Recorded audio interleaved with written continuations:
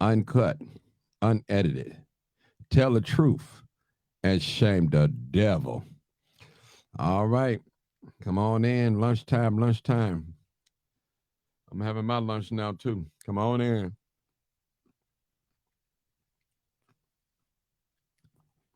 Live, uncut, unedited. Send your boy some stars, people. Send me some stars.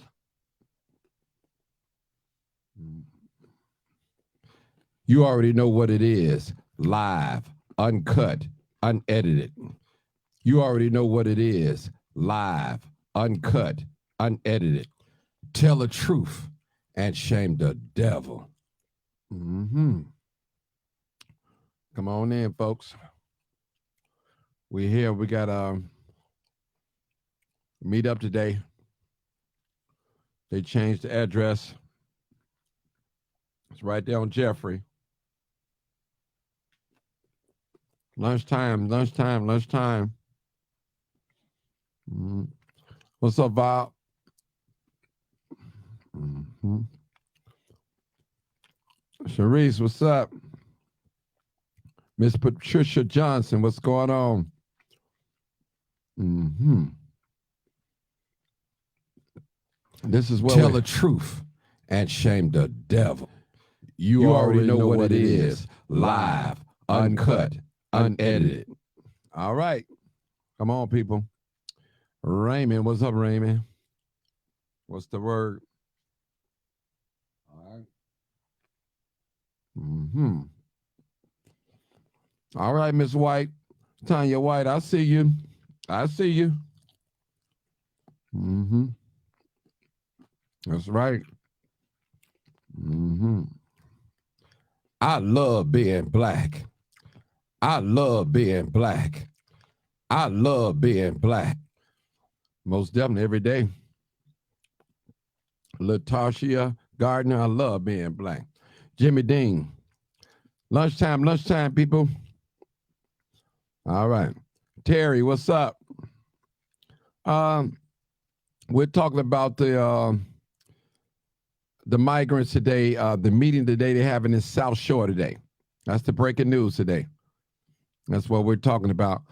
So what they did is they changed the address. It's just like maybe, on the next block. So just want to get you, I put the address in the title so you guys would know. So we just want to let you know what's going on. We want you guys to get there early so you can get a seat. We all may not be able to get in, but we're going to be inside and outside. Barbara Melvin, hey, how you doing? Miss Virginia Beasley, sneaking in for work. All right. Yeah, they changed the address, but it's not too far from, instead of the old school, they're going to use the new school. Mm-hmm. Mm-hmm. Right there off Jeffrey.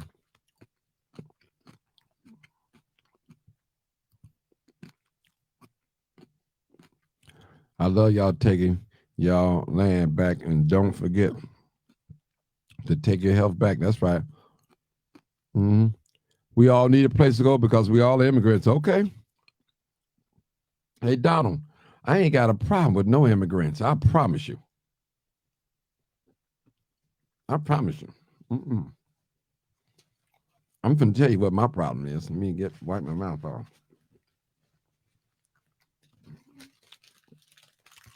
My problem is the people that live here. Why aren't they being served? That's my problem. I think every man and woman, boy and girl should have a place to stay. Now, the other problem that I have is, that's right, Jimmy, then you help your own first. Why is it that Chicago is taking all these immigrants and they have nowhere to put them? They have no plan. That's what I'm saying. I would hate to see families walking outside on the north side, on the south side, on the west side, just walking up and down the street, nowhere to go. That's not a good feeling. I don't want to see nobody outdoors, cold or hot. It's not good a feeling. What's up, Peggy? All right. It's not, yeah. Somebody said that Detricia said we all not immigrants. Some of us was born here. I disagree. Good point. Is this they coming over on the bus and our ancestors was made to come over here on boats? Now listen, they not made to come over here, Donald. We was brought over here. That's the difference. You can't compare their struggle with our struggle. You cannot do that. That's a different struggle. We were brought over here in what? Chains. Chains.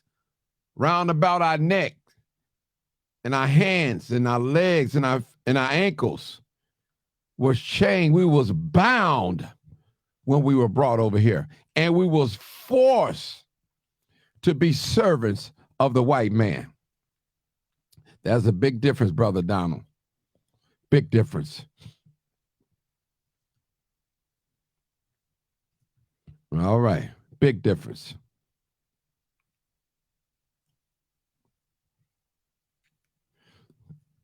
All right. We was forced, brother. And listen, my heart goes out. Good afternoon, Miss Pillington. Reggie Rivers, what's up? Listen, and we still in chains mentally. Let me just say this too.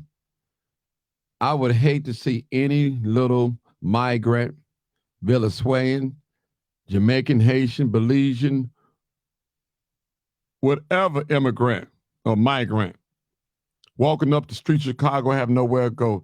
That's not a pretty sight. And I'm going to be honest with you, we can't take the blame for that. When I say we, the everyday citizens, the government here, you're the one that allowed them to be dropped off over here and knowing good well that you don't have nowhere to put them. And you're not going to oppress us more than we already oppress and shake things up for us to make room for them. That's not going to happen. That's not going to happen. Live uncut on there. Make sure y'all share this video.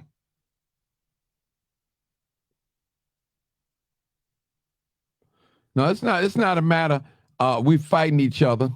But my thing is, if the migrants coming over here trying to come down on black folks, it's going to be a fight, regardless who started. That's all. It's going to be a fight. That's it.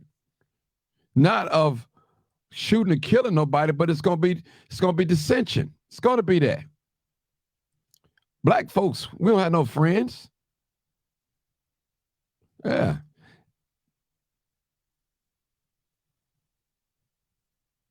That's right. You know, what country? What country can we go into and get all these benefits over their own citizens? We can't do it.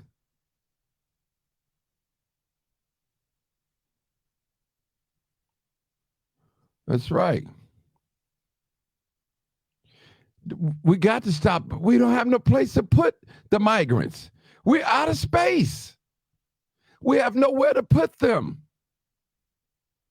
Nowhere to put them. I don't want to see little children in the street crying and shaking cups and holding up signs. I don't want to see that. That's a bad sight for any people. I don't want to see that. Also, I don't want to see Chicago take more of these migrants and we don't have nowhere to put them.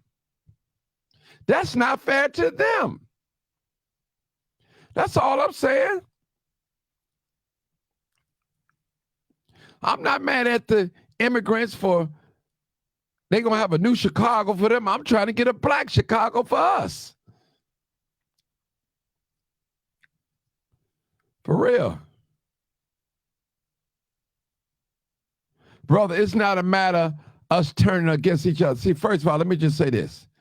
When them immigrants come over here, they tell them not to mingle with black folks. That's dissension. And what do you think they're going to do? They're going to do exactly what the white folks tell them to do because the white people are feeding them, giving them jobs, giving them a place to live, putting money in their pocket. For real. But I'm not going to listen, brother. Listen, I'm raised first. My people that have been here for years on these Section 8 lists, on these subsidized lists, they deserve to be housed first. You take care of your own citizens, Chicago. That's what we ought to do, and that's what we should do. Take care of our own citizens first. Let's take care of all 3,800 of our homeless population.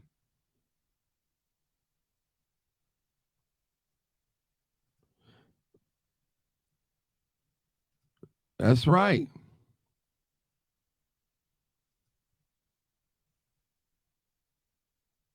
Right. That's right. So I'm listen, people.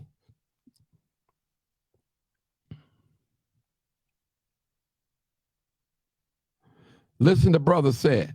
He said betrayal of citizens, of U.S. citizens. People come here illegally and are given certain freedoms, privileges, housing and money, and etc. by our government. Yet we born here and can't get help. That's the gospel truth, people. That's the truth. So listen, my heart goes out for every migrant. I don't hate a migrant. I don't hate black people or none of those things. But I want to make sure that the citizens here in Chicago be taken care of first. Then we can extend our hand to those that need help and all that. I don't want to see nobody outdoors. But go ahead, brother. Go ahead. 3962. So I got a caller. Go ahead. 3962. Hey, what's going on, Martin? What's going on, brother? Talk to us. So I kind of caught a conversation that you were having with somebody on here, you know, talking about dividing us up. We've never been together to be divided. That's it. And so, you know, all this talk of dividing us up, and whoever that guy is, he can't show you where these people have been together with us in order for us to be divided. That's right. And if he can show us different, then show us. But don't tell us about, well, you dividing us up. Again, we ain't never been together. Now, this is making it even worse because you have this, you have all the immigrants have partnered with one another, and I have it on my Facebook page. They've all partnered with one another to come in and replace us. And so whether they Africans, Mexicans, Indians, the Polish people, the Caribbeans, all of these people have joined forces against the interests of Americans, but mainly Black Americans. And so for any Black American to talk about, well, that's dividing us up, and then you prove to us where we've been together and where these people have been on board with us. As a matter of fact, if you look at the African and Caribbean community, where is it located? On the north side. They don't live in our neighborhood. They move with white people. And so I don't know, maybe this guy's from another city or something. Is he from Chicago, the one who was asking you that, Mark? Yeah, he's from Chicago. That's my buddy. He's from Chicago. But I don't know why he was talking like that, but I just tell him, you know, he's from Chicago. Okay, so he knows better. Right. So he knows better then. What do you mean dividing us up? These people have never been with us. Yeah. They live on the north side. They live with in the white community on the north side. They've never partnered with us. They've never helped us fight no fight that have happened to us in this city. They're not standing with us on reparations. They're going against us getting our reparations because they've aligned with the immigrant population who is receiving our reparations now, some of our reparations as we speak. So maybe he needs a little bit more information and education on what's happening. You know, I'm gonna take it that way. I'm gonna say that he don't know, and so this is his chance to learn and figure it out if he wants to learn. Right.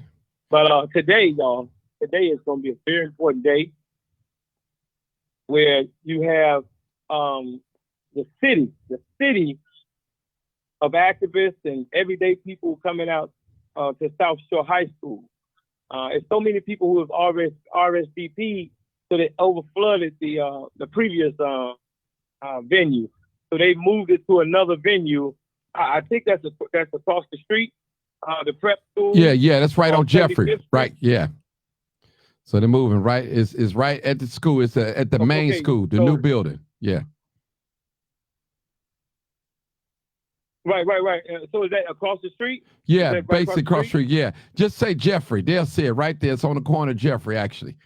It's on Jeffrey. So that's what it is. It's right there. Okay, You see. so what's happening here is that they're trying to take the old South Shore High School, and give it over to immigrants. And we can't take another flood of these people. They took Wadsworth. I Mhm. mean, what are we supposed to do? Just take all of them in while our people starve? Give them all the resources, the jobs, and Mhm. opportunities while we starve? Yeah. And I'm not just talking about Africans and Caribbeans now. I'm talking about Mexicans. I'm talking about Jews. I'm talking about Indians. I'm talking about Asians. All these immigrants have come together to quietly not just take over Chicago, but this is happening all over the country. And today sends a strong message that we're not happy with what's going on, and we're not Pan-Africanists because the Africans have sided with the other side against us, so we're not partnering with them. They've never partnered with us anyway. But if we're going to make it official today, that we're only talking about our people Mhm. who are descendants of American chattel slavery. We're not here to fight for no other group of people. Mm-hmm. Hey, I'm hearing too, Mark. I don't know how true it is that they are evicting those ones at Wadsworth out of that building, them immigrants. That's what I heard. I don't know how true that is. It's supposed to be an eviction Mhm. taking place. But the real eviction, the real eviction that's happening is on 95th Street, where they're pushing all those women and children out of Princeton Park and Loden Homes to make housing available to these illegal immigrants that are coming here. Mm-hmm. And so we cannot allow them to do that to our women and No, children. that ain't gonna Coming happen. up with fictitious reasons to justify throwing them out. And so this is what's going on. So when I hear people say, well, these immigrants need a place to live, they need a job. Well, go back to where you come from then and create you some jobs and a place to live. Mm-hmm. We don't have to compromise in order to accommodate them. We don't have to. Why should we destabilize ourselves and upset our people just to make a place for them? And so anybody that I hear that even say stuff like that, I'm suspect of it. So we should take care of them before we Right. take care of ourselves. Is Right. that's what's being said? Mm-hmm. No, we're not going to do that. And so today we asking the whole city, everybody, to meet us at South Shore High School. Meet us at South Shore High School, the college prep. The meeting is going to be at the college prep. Mm-hmm.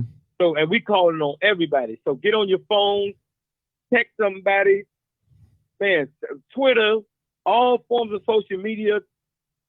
Man, call some people. We want to be out there 10,000 strong. Right. It's a movement. It's a movement to save ourselves, to make sure that we don't get wiped out 6 by o'clock. all of these sympathetic Black American folks. At 6 o'clock. The meeting's at 6, but I suggest y'all get there at 5. Get there at 5 because the place is gonna fill up real quick. So get there at 5 o'clock at South Shore High School. They're trying to give South Shore High School away to the immigrants, no different, illegal immigrants at that. No different than they did at Wadsworth. Mm. So that's on 75th and what now? What was that, 1950 Jeffrey, 1955 East 75th Street. It's right there on the corner, Jeffrey. You can't miss it. It's a big, beautiful, brand new building.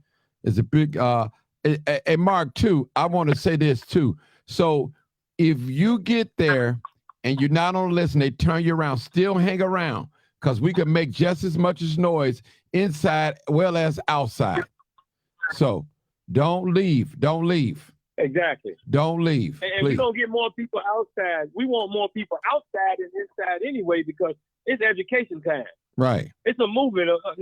Movements are better outside than they're inside anyway. You get more people and you say what we want to say to one another. We can get on those bullhorns and educate our people versus going on the inside where they're trying to brainwash you. And I want to believing that everything is okay and,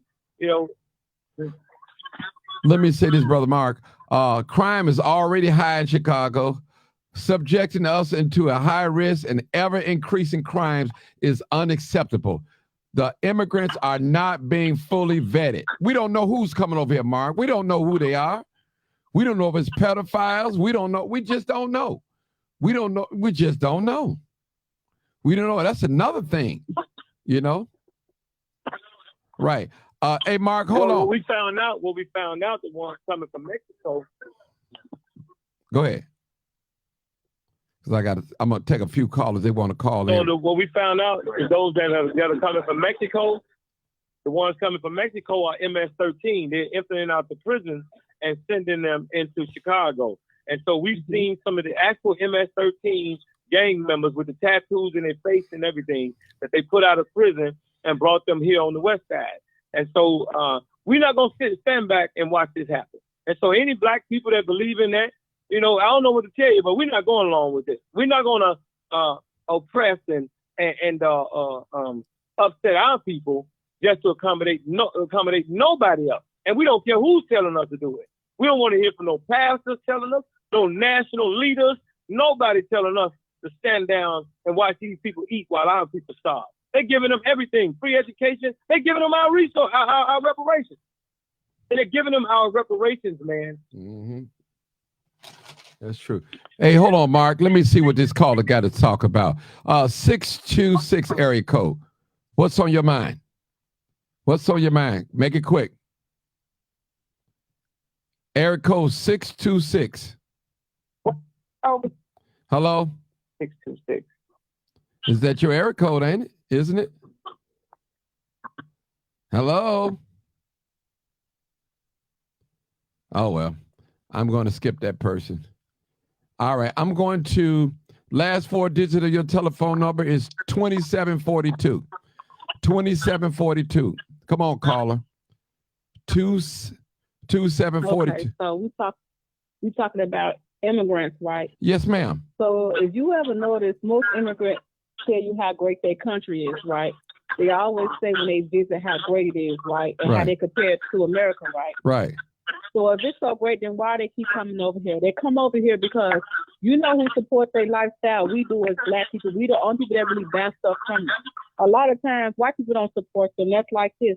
Now, you see all the immigrants coming over here, right? You don't see white people speaking about nothing. Right. Because they're not in their neighborhood.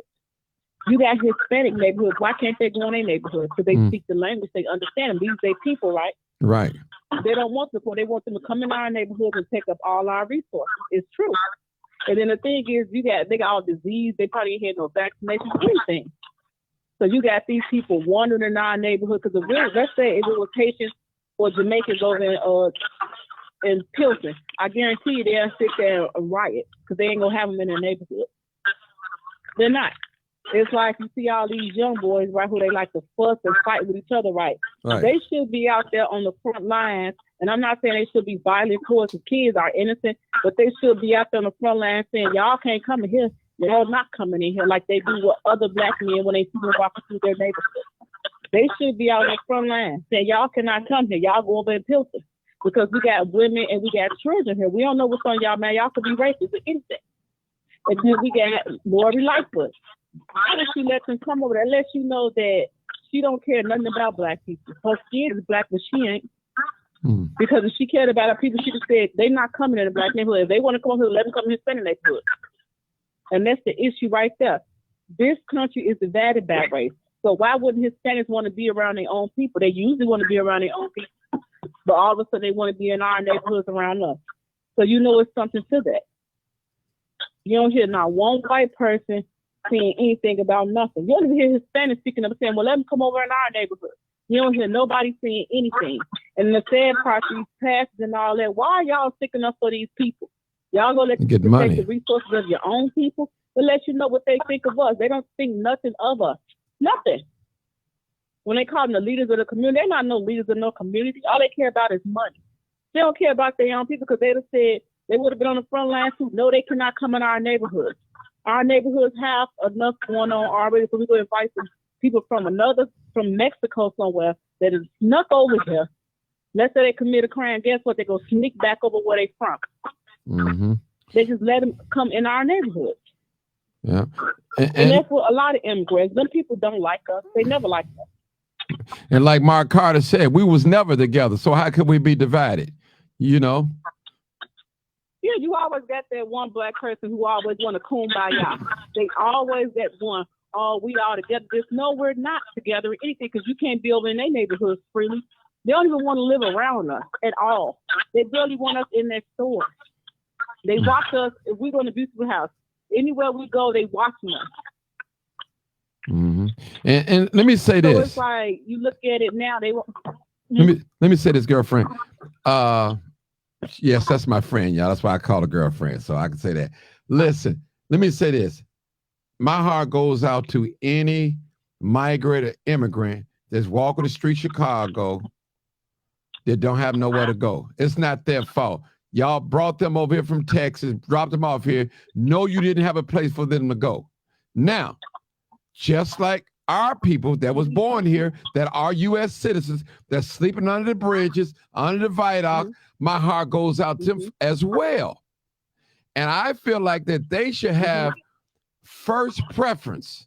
They are the ones should be put up first. That's just me now. I don't want to see no homeless person holding up signs and begging for money. That's not a good sight to see. I don't have that type of heart. But I will say this. American citizens born and raised here should be first to be helped. Section 8, giving money, all those things. I will say that.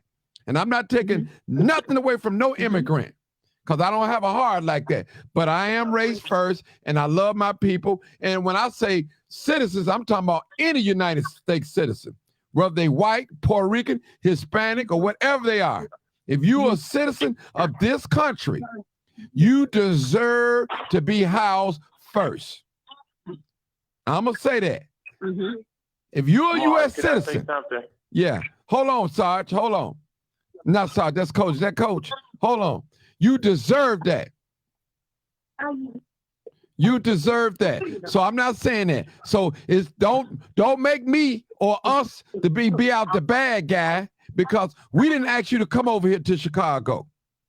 We have anything to do with that. And Chicago should be held accountable, knowing that you accepting more migrants in this city and you don't have nowhere to put them because you know you can get some money for them. That's what that's about. That's all. It's about money. Exactly. That's all it's about. It's about money. And it's crazy. We have so many homeless people in Chicago, and you all just constantly allowing immigrants and migrants to come over here to fill up these vacant schools where you can go out and get these homeless people and put them in a warm and a comfortable school. But instead, you rather open it for the immigrants. That's not cool. This city, us as a city, we got to come together and do better. Because if we ride around, we see homeless people every day, all day. And it's just like it's normal to us. But they can bring people from Mexico, Texas, and drop them off here. And they want to constantly close our schools down and open them up for them. That's not cool. That's not cool. And I'm happy we're going to stand for something today. And these are the same schools, y'all. These are the same schools that they refused to put the money into when black children were there. They refused to have books. Listen, I they went to refused South to pay for air conditioning. Let me say this to us because we have to stay focused on this right here. You know, everybody must cry for their own people. One thing about Chicago, it's set up in a way where everybody cries for their own people. That's why you got Chinatown, you got Greektown, you got Little Italy, you got Little Village, you got Ukrainian Village. It's set up like that because everybody must speak up, stand up, and take care of their own people. We are segregated in the city for a purpose, and that is because nobody cares about each other's people, not for real. Okay? So this thing today starts the movement. Oh, let me say this, brother. Let me say this because this is about a nationwide movement that we're about to kick off to make sure that our people don't end up sleeping under bridges, sleeping out of their cars, going to work out of their cars. See, when you think of homeless people, the first thing you think of is a drug addict or a drunk person or whatever, or a person that don't have money and they end up homeless. Listen, you all, in California, because of these Hispanics have been burning black people out of their homes, people go to work from their cars. They've been priced out of their neighborhoods, burned out of their neighborhoods. Okay? And we stand up and we say that we don't care if you're a drunk, we don't care if you're a drug addict, we're going to take care of our people first. We're not here to cry for nobody else's people first before we cry for our people. Those days are over. And that type of leadership, we're not going to follow.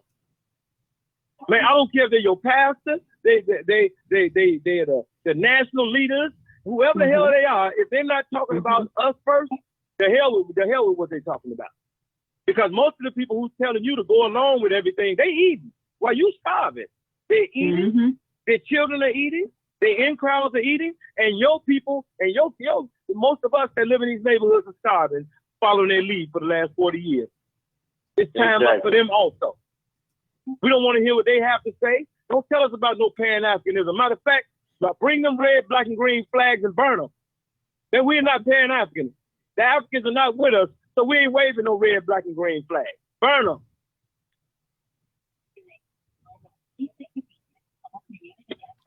Okay. 872, go ahead, brother. Again, I think 5881. 5881. I think that was you. No, I was just saying basically just like it's just crazy just like how they can just constantly bring immigrants over here and just fill them up, and we got thousands of people that's homeless that can be used in those schools instead of you opening up for immigrants. And you got they putting them in black neighborhoods. If you look at it, it's just crazy to me, Martin. It's just it's too much, and I'm happy that we're gonna stand for something before we fall for anything. You better do it, people. Tonight is gonna show it all because I'm gonna be out there. It's gonna be listen because they not helping us. They not helping us. They helping the other, and we this is our state. This is our city. You bring they rather help the outsiders than help the ones that's in here already that's struggling. Homeless don't also mean out there in the streets. Homeless mean it's 16 people in one bedroom because this one person trying to help her family because they got put out. They can't afford rent. All this. But you want to give immigrants free housing, free link cards, free, all this free shit. Can I get some free? I pay y'all taxes, goddammit. I can't get nothing. Period. And then my question is, are they doing any background checks or anything on these 8,000 people that are coming in? We have sex trafficking, drug trafficking. We have all these things that's going on. So you mean to tell me 8,000 immigrants that you're bringing to the U.S., they have a clean record? They have no track record? Like, are we doing any track record with these people? If we think the city is bad now, are they going to bring in more crime? Are we thinking about that type of stuff? So not to cut you off, sister, but Martin, so I live in Hyde Park. Right. And it's the immigrants, they walking around in Hyde Park asking people for jobs and stuff. I'm gonna be honest with you. I do own a landscaping company. And they came up to me, asked me, they barely speak English, but you come over here looking for jobs. I hire nothing but black folks. I love my kind. It's honest. I can't help you. And I'm not being mean. You can't come over here and take the jobs from my people. They need it. Yeah, and then some stuff, it's some stuff I didn't agree with Trump, but Trump wanted our people first. He wanted Americans to have jobs first. He wanted Americans to have their first resources, not people from outside coming in and getting the resources. But now you go to McDonald's, you have no one speak English. You go to a Family Dollar, you have no one speak English. You have certain places that no one speaks English, but they're working here. It's something that I didn't agree with Trump. But Trump didn't want this to happen. Trump didn't want anybody coming here. But now we have a president who's allowing they wouldn't be over here right now. Well, so now we are allowed, but nobody said nothing about that. Everybody wanted fight here. But now since Biden is implementing certain things, everybody's quiet about a lot of things that he's talking about. But that's how. But what I'm saying is these 8,000 people that they're bringing in, are they screening them? That's my most concern. Of course they're not. Yeah. So, let me just tell y'all something. It's like this. Okay, if you look at it. Go ahead, sister. Go ahead. I'll submit. Go ahead. Go ahead, my sister. Okay, so a lot of the so-called immigrants, right, when they was living in Mexico, they was not homeless. And the thing is, they know what they're doing. When they come over here, they're looking at the land of the free for free things. They know exactly what they're doing. That's why they come over here. They leave their homes. They leave everything they have to come over here. That's what they do. Take our place and send it back to their people over there. One mic, brother. Let the sister talk. They should have sent them right across that border. They should have sent them right back, because the majority of them people, them 8,000 people not homeless. They decided to leave their homes and everything because they knew they can come right over here and get everything free, make money, and send that money home. When they started coming this way, they should have turned them right back around. I told her, you cannot come here. Because what happens is this. Hold on, sister. What, sister? One mic at a time. One mic at a time. Go ahead, sister. Okay. But let me. That's why they're sending them to black neighborhoods. I guarantee the whites are not going to let them come over in their neighborhood. They're not letting them come over there. Okay. I want to say this too. Now, this should be a time where we all come together. Sister, can you? We got a little protocol going on here now. You reminded me of somebody. All right. Listen, I'm gonna let you talk. I promise you. I just want to say this. A lot of these corporations is behind this. They want the migrants to come here for labor. They want them here. They want them here now. So they're promising them, if you come here, we'll do this and do this and do this. I'm telling you, they just not hitting these American shores because they have no promise, have no hope. If they get here, they know they can make it. And they know they'll do the lowest of the lowest jobs that they say that we don't want anymore. But that's a lie as well, too. But go ahead, my dear sister, kept talking. Go ahead. Your turn. Go ahead. 2073. I guess not. All right. 626. 626. Is it 262? Yeah, I'm sorry. You know I'm delayed. Yeah, go ahead. Go ahead, sister. Go ahead. You cut me off before. Yeah, because you didn't say anything. You didn't say anything. Go ahead. You were saying 6, and I thought it was maybe an area code. Okay. That was Erica. Okay. Go ahead. But I used to live. I'm with y'all in spirit down there tonight. I used to live in Chicago, and my kids went to South Shore High School. And they, I'm just looking at how the Hispanics come over here, and you saying that they offering them stuff, and when we get disabled and stuff, we got to go through court 5 or 6 times to get disability money that we done worked for and put into, you know what I mean, into Social Security, and we got to go through all of that, and they can just come over here. And just come over here and just take it. That's sad. But we as a group of people, we need to find an outlet ourselves to reach our people, starting from the youngest ones up, to try to instill this into them that we need to come together and pull together and try to make our things happen. We got to learn how to. Yeah, hold it, sister. Sometimes I hear other black sister, people. Sister, hold it real quick. I'm gonna let you talk. Let me just say this. People. What that dear sister just said is 100% correct. But what we can't not do, we can't allow nobody to say we divided. We divided them. No, we was never together. Never together. People, listen. Don't expect no immigrant. I'm listening to me real closely. And I don't want to sound like I'm a hypocrite on here. To care about us marching in the civil rights movement, had to drink out of going through the Jim Crow, the war on drugs. That's not their fight. They can care less about that. They are in survival mode by any means necessary. If the white people tell them do not mingle with the black people, that's what they're going to do. So this right here that we see going on, it should draw us closer together. And those that want to lock arms with other, let them lock arms with other, but they can't be a part of us. They just can't be it. This right now, this is swim or sink right now. This is urgent. Trust me. They have put 8,000 migrants in Chicago. Go ahead, Mark. Go ahead. And let me say this to us as men. Really as men and women, but mainly as men. Our job is to protect and provide for black women and children. And I'm talking about black American women and children first.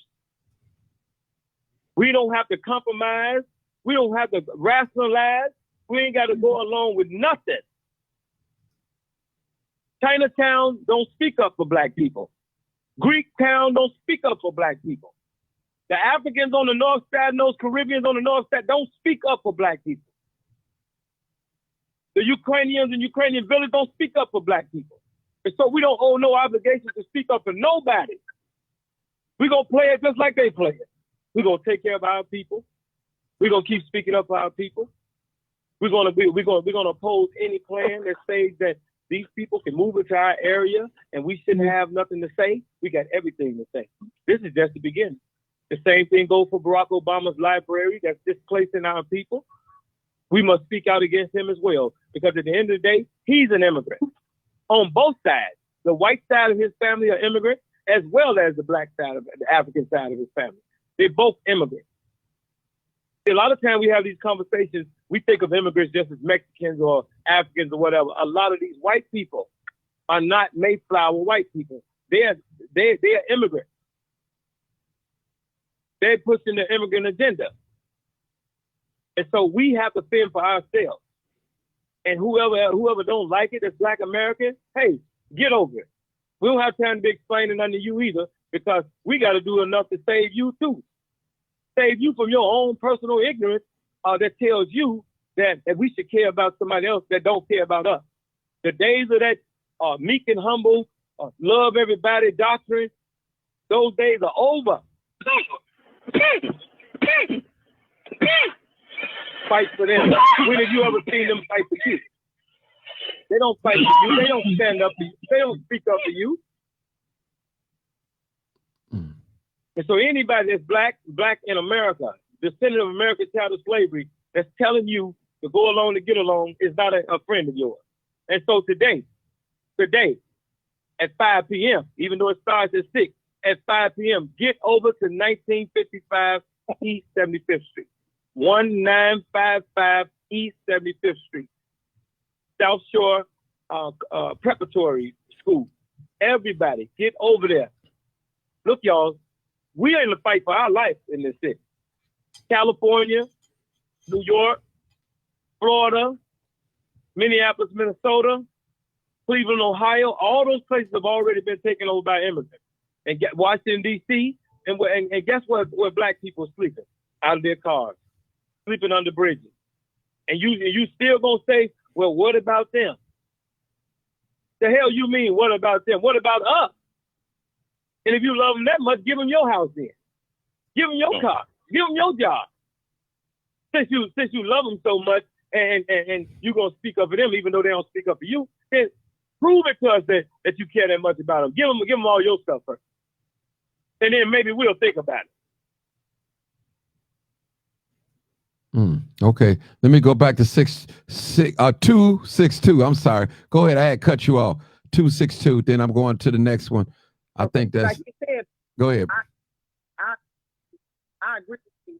We need to lock arms where nobody can get in around us and show our strength to keep this moving forward for us. Because when they get it, once they get in, they gonna lock arms and block us out. So we gotta lock arms and keep them out. And everybody gotta be on board. Mm-hmm. And you know, that's it. Okay. It's really sad to think about it. My thing is, this is my message to Brandon. Sad to think about it. This is my message to Brandon Johnson. Okay, Brandon, the ones that's here, let's deal with the ones we got here. You don't have to send nobody back, but don't take no more right now. Do not take no more. Right now we are filled to capacity. We got migrants walking the streets, holding up signs and all that. Eventually, if they don't find jobs, they're going to become criminals. If they're not criminals already, I'm not calling them criminals. Mm-hmm. That's a person's natural instinct. If they can't eat and work, they're going to steal. That's the instinct. I'm just being honest. I'm not trying to knock no immigrant at all. And I told you guys from the beginning, I don't want to see no little children, babies out there with signs say, give me money, I'm home. I don't like to see stuff like that. That's not good. But at the same time, we shouldn't be hypocritical here in Chicago and don't take care of the ones that was born and raised here first. That's what we should do. That's the right thing to do, people. There's nothing wrong with what we're talking about this afternoon. Nothing. How are we going to save somebody else when we can't save our own? That's not right. That is not right. And listen, Brother Mark, real quick before I go to the next caller. This thing that they got called a New Chicago for the immigrants, that's their thing. Listen, I'm not telling them to chop that away, but I'm telling them we need a New Chicago for Black Chicago. Now, if they can get it, you know we can get it. And we should. We paying in it, taxpayers. I'm just saying now. Mm-hmm. I'm just saying it's only right. Okay, I got next caller.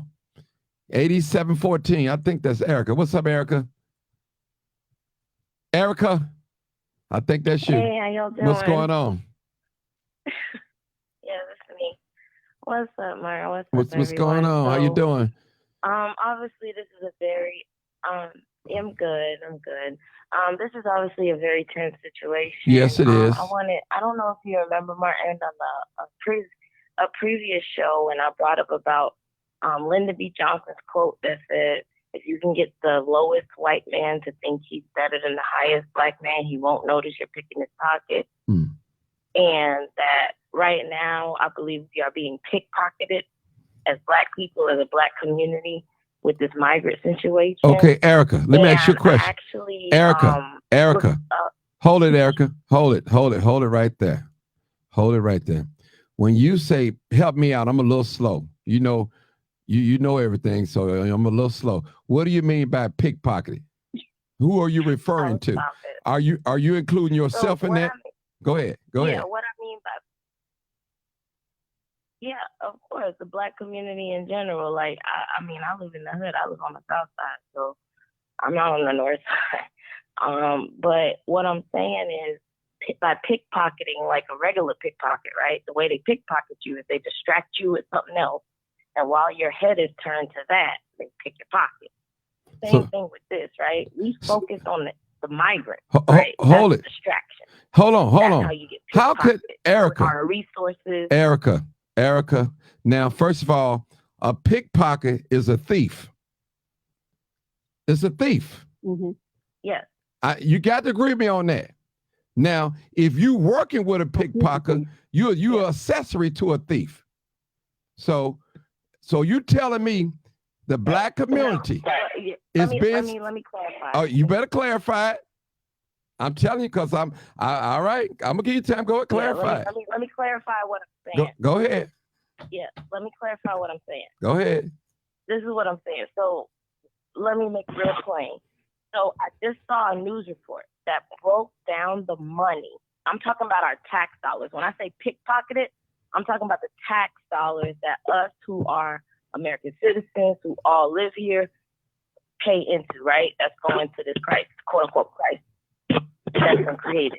I looked at a news report and it said that each migrant, y'all listen to this, in the city of Chicago, is reportedly getting $225 a day per migrant. Per migrant. That is $7,000 per month. That's $89,000 a year. I don't know about y'all, but I barely make no $89,000 a year. So what that says, if you actually look at the situation of these migrants, even the ones that are being housed in basically detention centers where they get a little bit of food, their children still sleeping on the floor, they don't have access to school or education, they out here begging in the streets. Erica, that's not y'all really Erica. Erica, that's not our problem. If they living on sleeping on the floor, that's really not our problem. We concerned about that. But what about our people that's sleeping in below zero under the viaducts, cold, can't get health care? What about our veterans? I mean, Martin, come on, Erica. Come on. Martin, you're not get to the point then. You're not hearing what I'm saying. What I'm saying is that if we look at the conditions that the migrants are in, that should tell us that tax money, that money is going to somebody else's pocket. Somebody is getting rich off of this. But okay, Erica, Now, And that's hold what I on, mean by hold on, being Erica. pickpocketed. We know who pocket is going to. It's going to the migrants. That's our money.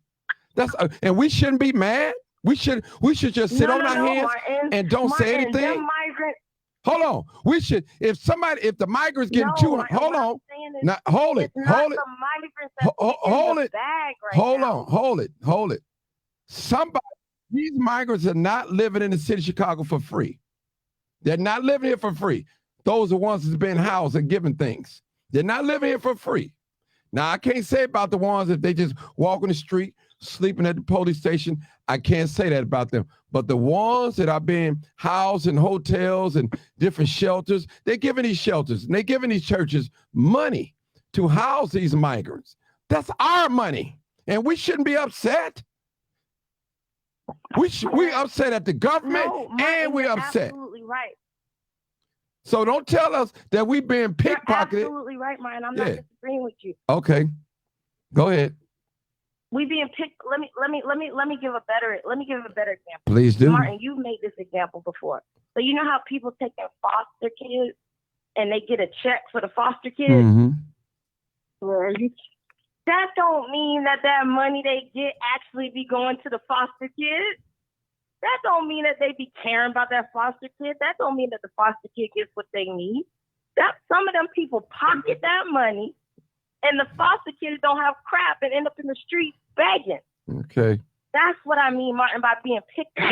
Just because these organizations and entities are getting ducted for so-called caring for migrants, the same like the foster care. Well, Erica. And I'm telling y'all right now, Erica. there are people that are not migrants Erica. are pocketing this money. Erica, we know that. We got people that look like us that's doing the same thing. Let me just say this. We are tax-paying citizens. And it's almost impossible not to be mad at the migrants. And we want to be loving at the same time. We want to be caring and compassion. I am. I'm a very compassionate person. As I said at the beginning, I don't want to see no migrant, young or old, on the street begging, a homeless barefoot. But at the same time, I don't want to see my people. And when I say my people, white people, black people, all homeless people, I'm going to say the homeless population, whatever race they may be, they deserve housing first. I'll say that. My people is black, but I'll say that as a whole. Hey. Check this out, Martin. Go ahead. Check this out, Martin. Go ahead. Listen, whether it's the people stealing the money, whether it's the immigrants who come in here illegally, wanting to receive the money, it's time that we speak against all of it. Okay? I'm not here to cry for no damn immigrants. No migrants, immigrants, illegal immigrants, legal immigrants either. I don't give a damn about them either. Because none of these people, when it came to fighting for our issue, when it comes to fighting for our issue, stands with us. Even though it was our people that in 1965 fought prior to that to get the Naturalization Act passed. The Naturalization Act of 1965 was fought for by Black Americans. Helped bring these people to this country, and guess what they did? They came over here and sided with these white folks that had been against us. She's doing it. She's a progressive. She's over there with them white racist Jews. And you notice she'll never speak on the black side of her family that she say exists. She always telling you about some goddamn immigrants and some gays and shit. You know what I'm saying? Man, we're not here to be to go along with what you tell me. You're a progressive. You with that agenda that's anti our people. Okay? And so our move is to speak on our people, stand up for our people, and demand resources for our people first and foremost. I'm a protector and provider by nature. Okay? I'm not here to cry for nobody else. I'm here to cry about and fight and stand up for Black American people, mainly our women and children. Okay, so yo. Hey, brother, that ain't how you come in, brother. But I'll let you come. We don't have time to be fighting for nobody. We don't have time to be crying for nobody else, fighting for nobody else, speaking up for nobody else. Our people are homeless. Our people are homeless. They're jobless. Hold up, man. Let me finish what I'm saying, okay? Look, our people are homeless, jobless, dying, miseducated, schools closing in our communities, and black people study talking about somebody else. See, I got a problem with black people that are black Americans saying all this stuff. Why y'all don't stand up for our people? Your own people, your own family members that's homeless, your own family member that's jobless. You talk against them, but then you say take care of somebody else. The hell with you too. If you're a black American and you speaking up for somebody else, first and foremost, over our people, the hell with you too. Okay, big brother. Go ahead. Yo. Go ahead. What's the word, my brother? How are you? Good. What you want to say, brother? Come on with it. So, I sat back. So, I sat back and I listened, man. I didn't say nothing. Everybody focuses the wrong thing. Y'all worry about the migrant. So what? The Africans got here first. The Africans came too. Did nobody say nothing? They got all the same resources that the migrants get. It's like they're saying that Chicago got to bring their population back up, whether it be by hook or crook. You missed the whole point, brother. You worry about the wrong thing. Brother, you missed the whole point. Mark, explain to him again. I'm going to let Mark explain it to you. You missed the whole point. I don't know when you came in on the conversation. I'm listening. Go ahead, Mark. Explain to him. Explain it to him, Mark. Hey, watch this. Right. Explain to him slowly. Go ahead. Hey, Mark. Right. Because, see, let me say this. I don't know if he was in the beginning. Okay. I don't go back and forth with no patient. Right. Okay? I don't go back and forth with patients. So if he ain't willing to come in and be a student before he come in and say some dumb shit like he just said, then I don't know what to tell him. Okay? So this stuff is about man, we've been out here on the front line of this stuff for the longest. The Africans are anti-us. The Caribbeans are anti-us. The Mexicans are anti-us. The Jews are anti-us. The Indians are anti-us. Yep. And so don't tell me nothing about no group of immigrants, because all these immigrants have come together against America, mainly Black America. Yep. And so maybe he needs to take a back seat and be a student for a few minutes before he yo. Okay. So Martin, can I say something, please? This thing is where our people. Let me say this to us. Everywhere we look across this country, listening to these racist ass progressives, including the black racist progressives, our people are homeless. Everywhere where we've listened to that bullshit, man, I didn't mean to cut. Okay? Everywhere that we have seen these immigrants come in, they've eventually taken over. In California, the Hispanics have taken over. In Minneapolis, Minnesota, the Somalis have taken over. In New York, the Haitians and Jamaicans and those other immigrant groups have taken over. If you look in Florida, the Zopound gang with the Haitians and the Cubans, they have taken over. Nobody's okay. So we say Brother Mark. That's Brother Mark. Don't go. Brother Mark. So I am also a person that be on the front line every day, all day. I see the homeless by my house every morning. No matter what color they is, no matter what nationality they is, it don't matter to me. That's right. What I'm trying to explain is that what I'm trying to say is that, man, we focus on the wrong thing. Let them people do what they do, because at the end of the day, they're gonna do what they gotta do. Okay. What I'm tired of seeing is these kids down in these streets. Okay, brother. That's what I'm tired of seeing. Let me see, bro. Let me say this, brother. Hold on. No, hold it, brother. Let me explain something to you. You don't see the urgency, brother. When black people are not eating, I'm not just talking about the kids, the teenagers, the grown folks. What other option they got to do? Commit crime. That's all I'm saying. Listen, we are in a competitive society. That's what we are. Either, So the thing is, so And no, that's hold on. why- Let me finish, brother. Let me finish. I'm gonna let you talk. No. You ain't over talking there, brother. Let's be Go ahead. patient. We talked earlier today, so let's get it out. Okay. Now listen. Let me explain something to you. This is a matter of life and death, brother. This is threatening the future, Black America future, right here in the city of Chicago. You have children. Facts. I have children. Facts. Now, listen. It's not a matter of leaving nobody alone. The same people that we're talking about are being funded by our dollars. Our dollars. We have people that look like you and I that's living, that you feed every day, that are U.S. citizens, Facts. can't get the benefit that they're getting right now. That's not right, brother. That's not right. Facts. That's all I'm saying. And- That's not right. and you know, Mark, Hold on. Let me just say this. Listen. It's not like, let me just say this. My more concern is not the migrants, it's our people that we get our fare. That's what my concern is. First. Not that I hate migrants. No, I'm not. Facts. Listen, I told people I don't want to see nobody homeless, but I guarantee you, I want to see the people that was born here service first. That's what I'm saying. That's only right. That's Facts. it. Facts. That's all I'm saying. That's all I'm saying. I mean, it's not. It's I mean, it's not on. Listen, it's not only right.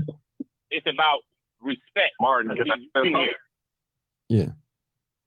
Marcus, go ahead. My thing is, like I said, you know, Go. in order to curb all of that, we got to curb this violence first. Brother. If we don't curb this violence first, brother, listen what I just told you. What I tell you. If you going on construction sites, you hear Hispanics. If you going to see yards done, Hispanics. You go in these restaurants, Hispanic. What you think? Hold on, brother. Listen, Mark Carter said it. He on his live right now. If we don't feed our young people's going to eat us. And we seeing that right now, brother. We seeing it right now. Mm-hmm. Yeah, Listen, I missed that part. I know. I'm just saying. We're seeing it right now, brother. Listen, You're right, Martin. we're seeing that right now. Do you think I enjoy seeing a black man getting gunned down by the police, or another black man jacking another black man for his car that he worked so hard for? I don't get that, brother. Listen. If you don't eat, I don't eat. If Mark don't eat, Erica eat, listen. We're gonna have to do something.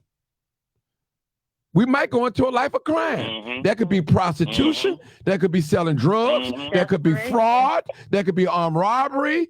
That could be all types of things. So what I'm saying is, we're living in a competitive society, brother. That's all I'm saying. We're living in a competitive society, and we're gonna listen. We've been been a second-class citizen in this country for years. Now imagine being, and still don't have nothing. Imagine being third and fourth. What's gonna happen? Imagine what's gonna happen. That's all I'm saying, brother. I'm not trying to kill no migrants. Yeah, no doubt. I mean, that ain't my heart. My heart. You know, Go ahead.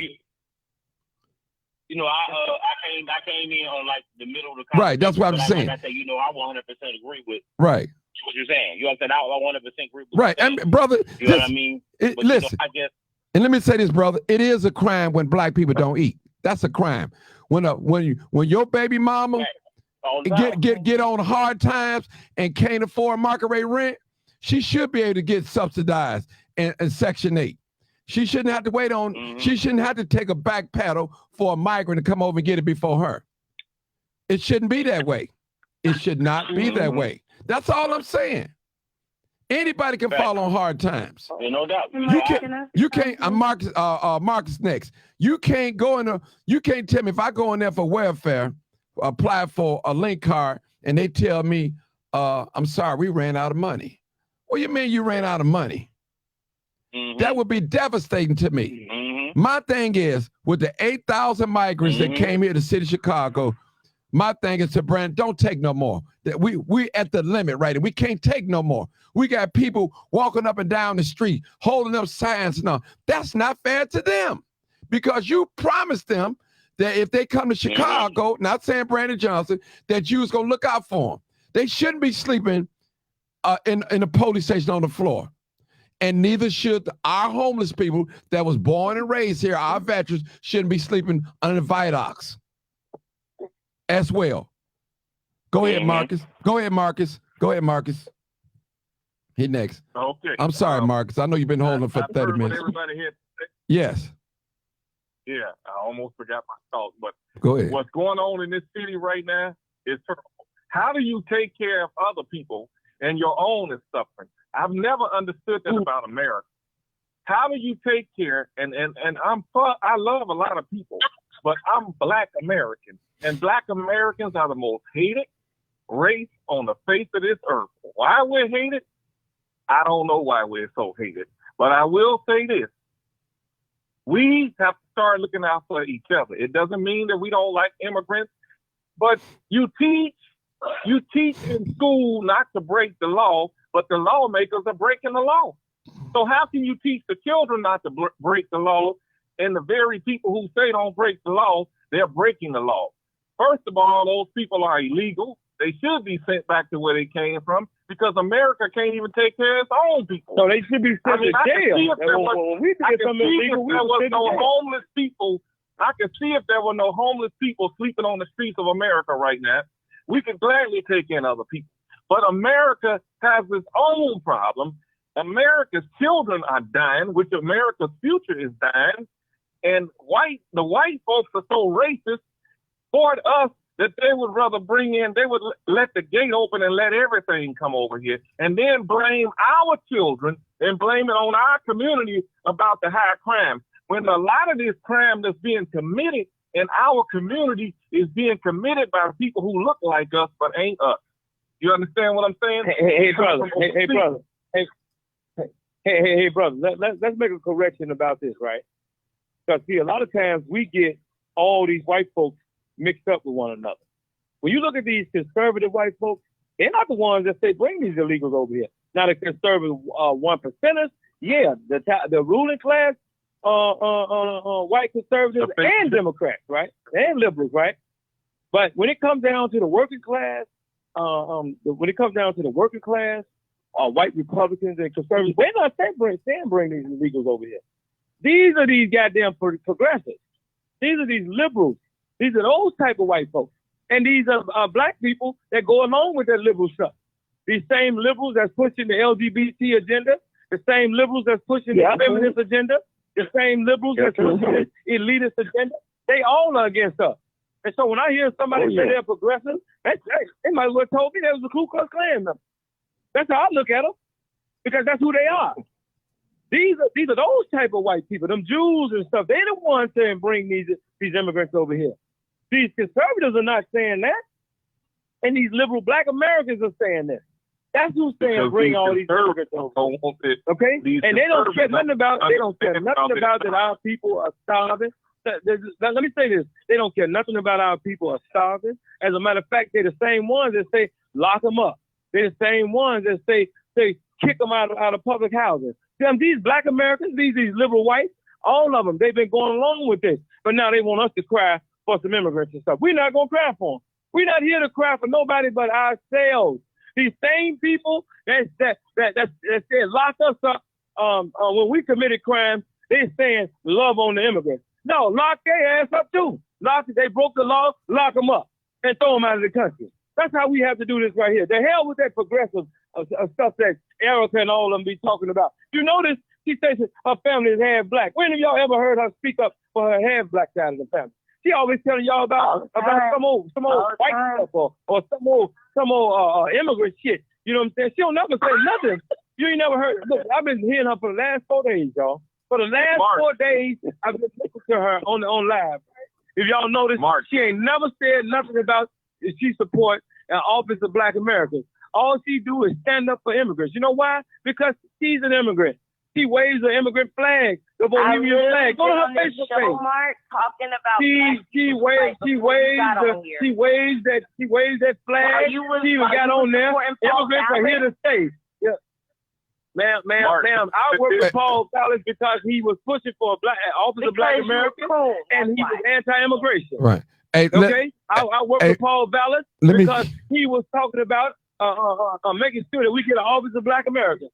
Okay. But I don't care nothing about that white boy. If I can use him for our people, I will. I don't care nothing about no white folks. That's your job. That's your job to care about white folks. I don't care about no white folks, even when I'm using them.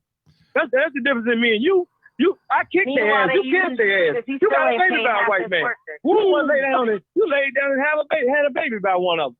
You know what I'm saying? You don't care nothing about black. You don't control my poo-poo. You don't control my poo-poo. Sorry. All right, people, we're getting too personal. Hey, y'all, hold it right there. We can't do that now. Listen, Marcus, come on, Marcus. We can't get personal like that, bro. Baby's innocent. Yeah, basically what I want to say. Baby's innocent. All right. Go ahead. We go to the aid office, they give us problems. We go to Social Security, they give us problems. But you're bringing in immigrants and you're giving them houses. And let me share this with you. They were stealing black people homes in Inglewood. There were Mexicans, Arabs, stealing black people property. They tried to do it to the church that I was at. They went and put a for sale sign on church property that the church owned. I told the pastor, "You selling the building?" He said, "What are you talking about?" I said, "It's a for sale sign up there." I saw a white guy putting a sign out there. Hey, Marcus. They went out there and checked him and called the police. Marcus, hold your thought for a minute. Let me just say something real quick. Let me just say something to Mark and Erica.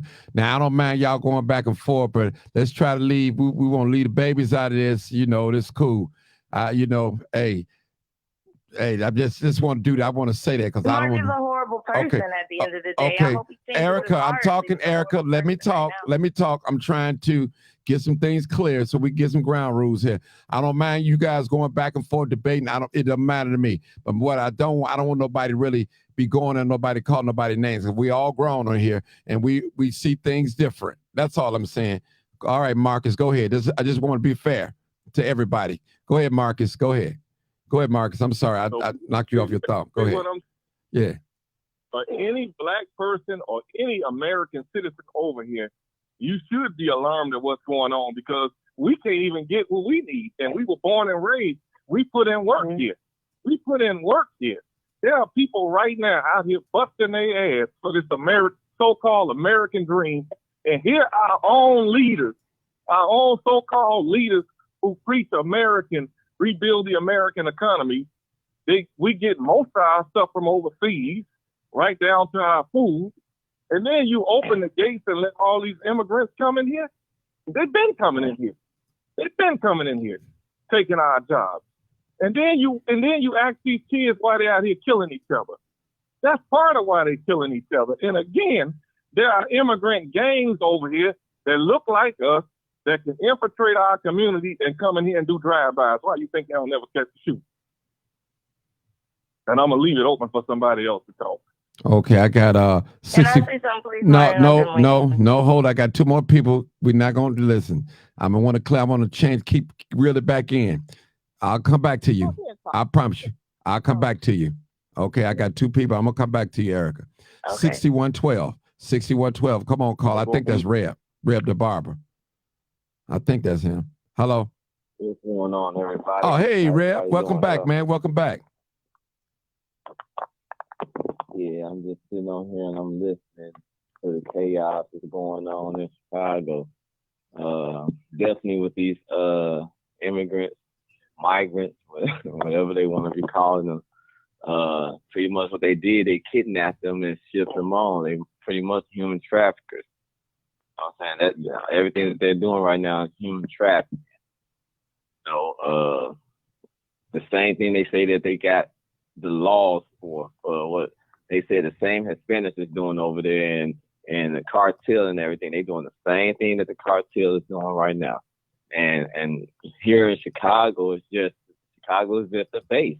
Chicago is the test runner. It's the rat trail. It's where it starts at. You know what I'm saying? So they're gonna send all these migrants over here. Yeah, it's about jobs, and we all know that they're getting funded. But know that we're in the synagogue. You're seeing the rise of the synagogue of Satan. It's not going to be only in Chicago. It's going to be everywhere because all states are going to fall in line with the things they're seeing Chicago do, the progressive movement, liberal, these different beliefs. Look at the coronations getting ready to happen. Look what happened to Jamie Foxx. Just look at everything that's happening to migrants. Is just, these are things they're making us put our hands on to attack because it's happening on home base. But it's bigger than what we think it is. And we just gotta, really, as people of our culture and who we are, we really gotta, stand together, try to live together, grow business together, invest in each other. You got folks out here that got money that's just holding in their pocket, but they got enough to sit up there and help their brother, or help their sister, and it's just talking and talking and talking. You got young people out here with $1 million ideas. If only somebody took them by the hand and invested in them. Now look at what happened with the young people downtown. Now you're dealing with this migrant situation. You think ain't no violence and all that stuff is not going to sit up there and happen? Yes, it's going to happen. And then jobs, where does jobs at? They said that the businesses and everything is leaving. So what are the migrants coming in? It's those the dollars that's going to sit up there and help them in the time until they can bring more ideas. It's really going to sit up there and keep us left out. So yeah, you're talking about third string, fourth string of the people. Yeah, we've been at second class, third. Yeah, we've been third class for the past 10 years. We probably in the fourth class stage right now. Mm-hmm. And look how quickly it's going to grow because of the migrants. 8,000 people. Don't know nothing about the people, but they're just walking the streets of Chicago, getting help in the streets of Chicago, being talked about. They're Chicago talked about right now. And everybody's still forgetting about our children. Let's go. All right, somebody make a noise now. We gotta. Go ahead, Brad. Yeah, somebody make a noise. It don't matter. You know what I'm saying? We got a lot of issues that we're facing here in Chicago. It's all about money. You know what I'm saying? We got a lot going on. This NASCAR, all this stuff. I'm sure they're gonna have some migrants getting jobs out there helping clean up. You know what I'm saying? There's a lot of things they getting ready. It's a business move to them, and we're all products. That's pretty much we're a product of our own environment. They're a product of their environment. Chinese is our product of their environment, but we can be a better product of our environment if we just sit up there and learn how to use our money better together, care about each other more, care about each other's children more, care about what's really going on in these schools more, because our future is still being able to live day by day because our kids are still living and growing up. Yeah, there's a lot of casualties, but you can't stop. We can't stop. We can't just sit back and just talk about it either. We network with anything, we ought to talk about it. We ought to make sure we in the atmosphere, it's talked about in the atmosphere. So it's like, because the migrants come on their own thing. They come and now they here. You can't kick them out of Chicago, and they're not going to take them and return them back to where they come from. All right. But Mark, you're right. Stop and step. Right. All you can do is say stop and step. If they continue to step, then you know what it is. Reb, let me play this video real quick. What power do we have? Let me play this video, Dr. Claude Anderson. I want to play this video. I'm sorry. Great man. Play this video. Why the year 2015? 2015 because what I've concluded from analysis is that there's going to be a converging of social factors nationally and internationally that's going to place blacks in a permanent status of underclasship. And we anticipate by that point in time, based on all the research that's coming to us, that the next generation of whites is going to be more anti-black than they've been since the civil rights movement. 2, we anticipate by the same token about 86 million Hispanics coming into the United States and about 41 million Asians by that point in time, which is going to kick black folk out of being the minority in the society down to a minority. We've been number 2 in the society for 400 years as a group. We're going to become number 4. And if we have not gotten anything after being number 2 for 400 years, you guess what's going to happen when we become number 4. because at that point in time, all the new groups coming into America, they're coming in higher than we are, because this country operates off of a preferential acceptance program, which means that groups are coming in based on skin color. They're going from the lightest down to the darkest. Light, yellow, brown, black. And that's what our immigration laws are based on. And black folk would not be able to penetrate through those groups to get to the white society when that happens, because those groups owe us nothing. They don't understand our problems, and they are competitive with us, and we don't begin to be a little more aggressive about being in a competitive posture. They're going to eat our lunches. You mentioned that blacks will be pretty much a permanent underclass in America by the year 2015. Why the year 2015? 2015 because what I've concluded from analysis is that there are going to be a converging of social factors nationally and internationally that's going to place blacks in a permanent status of underclassship. And one, we anticipate by that point in time, based on all the research that's coming to us, that the next generation of whites are going to be more anti-black than they've been since the civil rights movement. Two, we anticipate by the same token about 86 million Hispanics coming into the United States and about 41 million Asians by that point in time, which is going to kick black folk out of being the minority in the society down to a minority. We've been number 2 in the society for 400 years as a group. We're going to become number 4. And if we have not gotten anything after being number 2 for 400 years, you guess what's going to happen when we become number 4. Because at that point in time, all the new groups coming into America, they're coming in higher than we are, because this country operates off of a preferential acceptance program, which means that groups are coming in based on skin color. They're going from the lightest down to the darkest. Light, yellow, brown, black.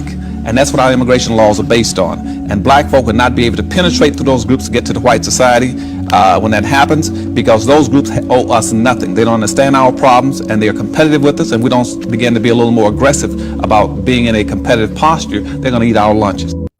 All right. I hope some of you guys heard it, but I tried to make it where you hear it. I don't know why you couldn't hear it, but all right. I think I was Reb. Go ahead, Reb, real quick. Finish up. Did you hear Reb? Yeah, let me finish up. Yeah, I definitely heard Mark, and man, by the spirit, what you, I don't know if it's something I said to make you play that video or whatever, but I read, my father had me reading Claude Anderson books like Black Labels and White Man's Wealth, you know what I'm saying? And that's pretty much where I get some of my ideas of what I'm seeing, like the first string, the fourth class. That's where we at. You're starting to see it come gradually upon us, and because we don't have no think tank system upon ourselves and our culture to stick together and come together and move with the flow of the modern day, we're gonna find ourselves in a situation that we are, where a high percentage of black people in Chicago are gonna be low income down to homeless. You know, and hopefully Brandon Johnson is looking at it from our point of view, knowing that we are the root cause of the economic downfall in Chicago because of us. The growth of it can be because of us. Crime is because of the black community.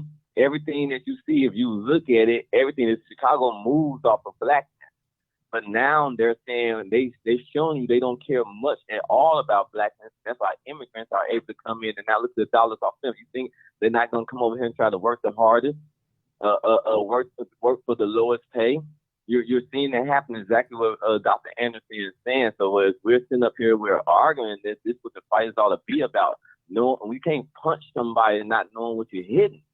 You got to be able to speak the policy of their own black and white against them. You got to be able to know the laws and how they work, because you'll be able to work it greater than how they're working there. And you got to be for your own self. You know what I'm saying? We got to stop even supporting those people that say they look like us and speak for us. That's not for us. Look at what we just seen. And that's what I'm hoping that we can sit up there and come to the point of understanding. That's why I try to speak now that to the Southside Baptist Pastors Conference, you know what I'm saying, being a part of them and being able to have a ear now. I'm throwing it out there about our youth. You know what I'm saying? They always want to know what's going on with the youth. So when I hear it coming from wherever, hey, I'm throwing it right back out there at the table. But now it's the immigrants. There's so much that we're going through in Chicago, but also look at what's going on around the world. And you're gonna see that you can't transverse it. You just gotta understand how to adjust and survive in it. So we got to stick together. We ain't nobody do it individually. That's all right, Ray. Thank you. All right, I got a last caller. Then I'll go back to my panel of 5219. 5219. No, thank you for your patience. You've been waiting a long time. 5219. Last 40. I'm so sorry yes, for having. I'm here actually. Listen, I'm so Can you sorry. hear me? Yeah, I hear you. fine. I'm so sorry. I apologize. We had, I'm the referee here, the ringmaster, trying to get it together. But go ahead. Go ahead, my dear sister. Go ahead.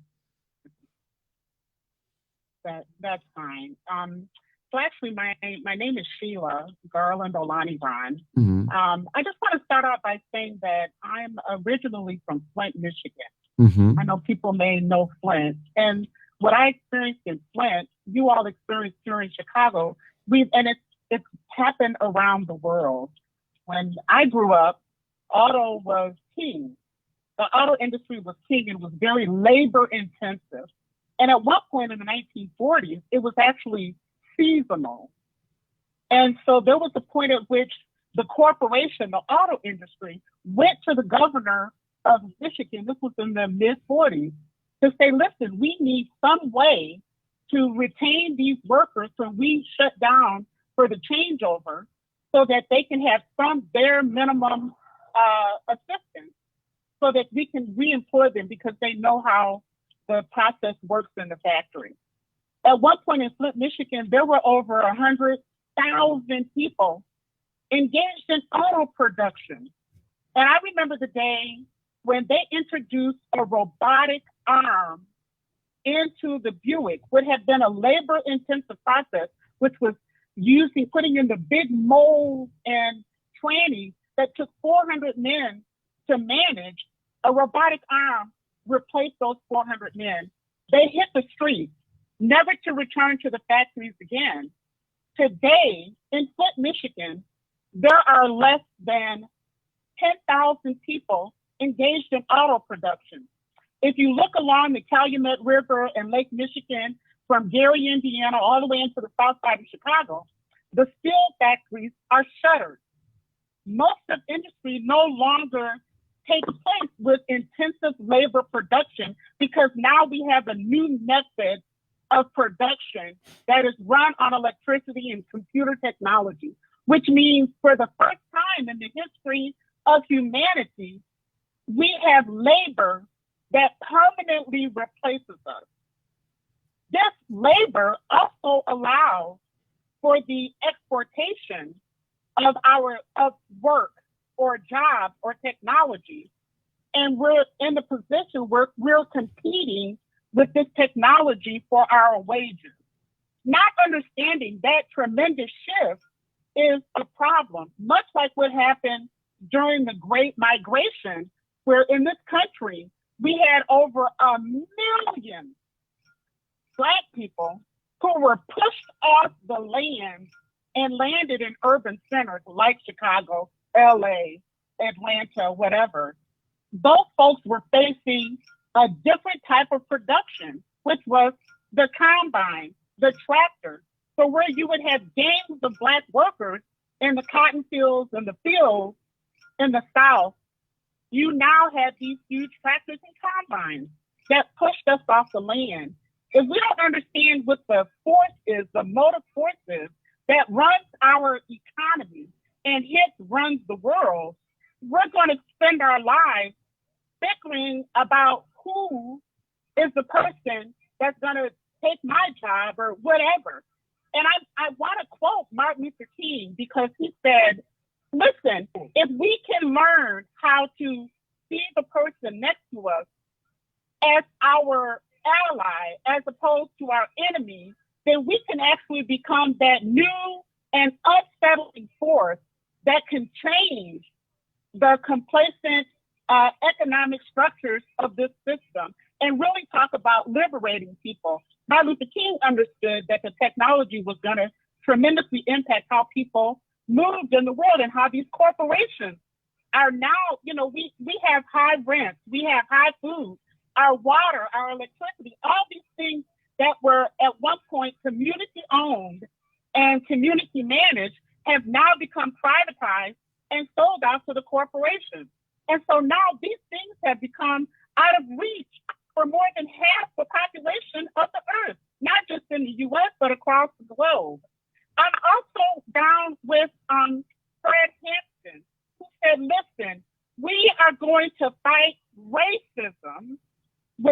solidarity.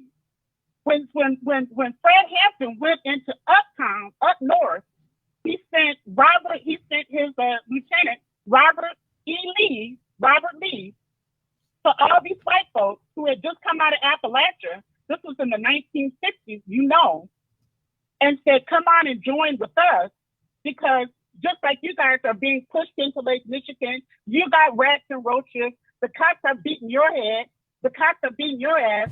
Those white folks that came from the hills, in that room where Robert E. Lee showed up, they had on the paraphernalia of the Confederacy. They didn't understand.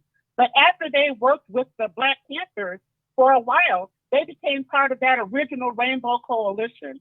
And they also set up programs of mutual aid in those communities as well. They had the free health clinics. They were fighting against the police. But they joined with Fred Hampton.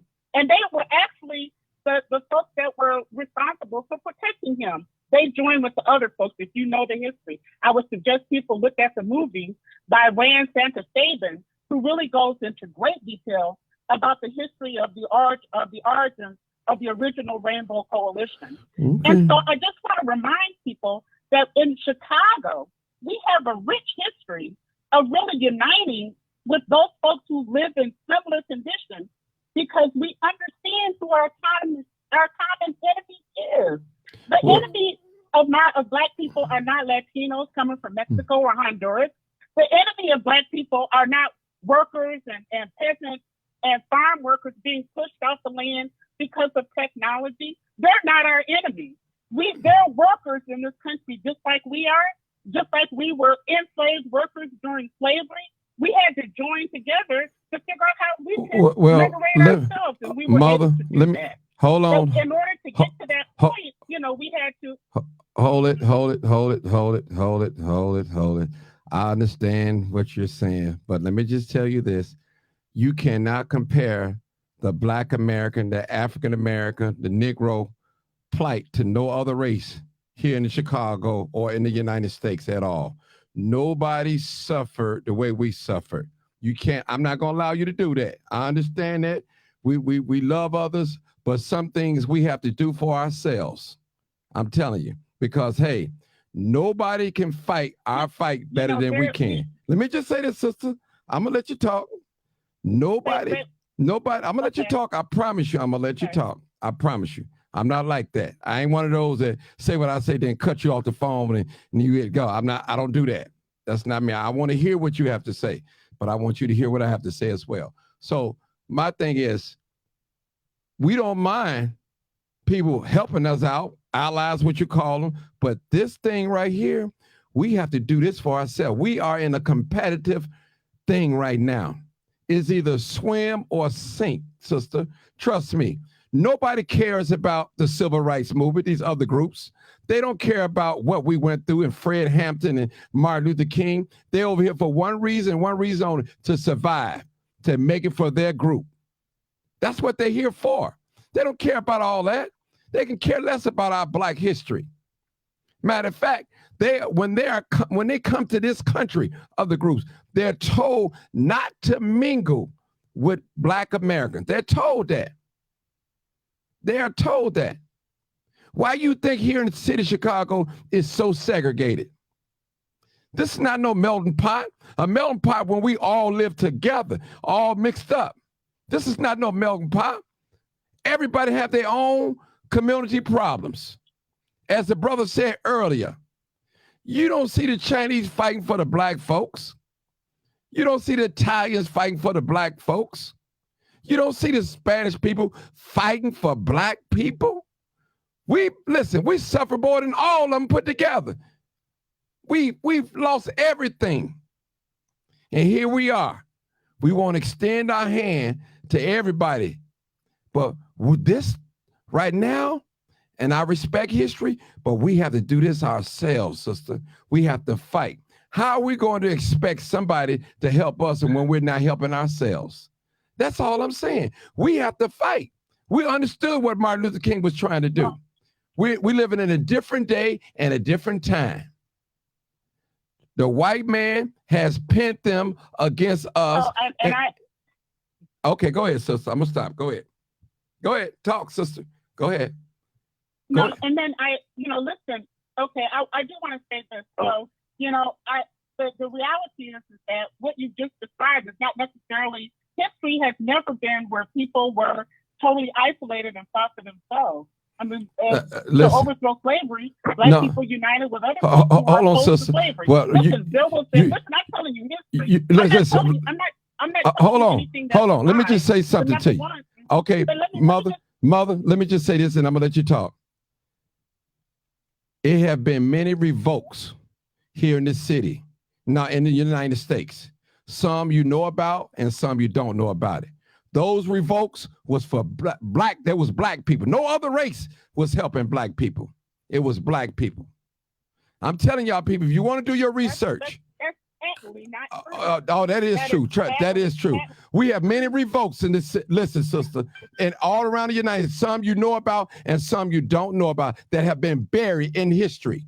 Do you know this country spent billions of dollars to keep us not knowing?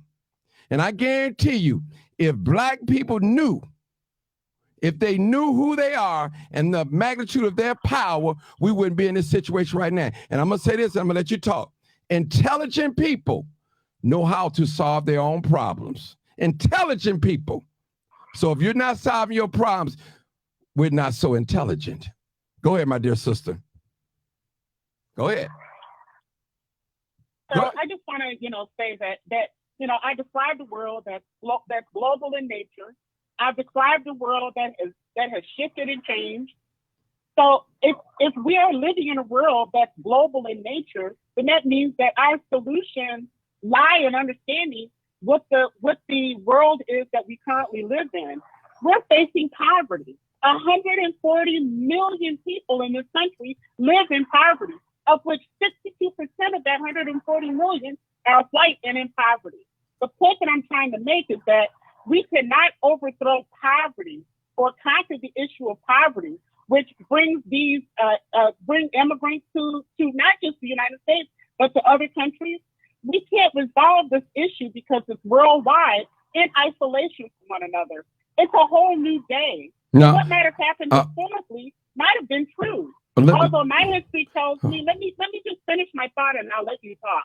Okay. So we might have been able to settle some issues, but every single revolt, just let me finish and then I'm gonna let you guys go ahead.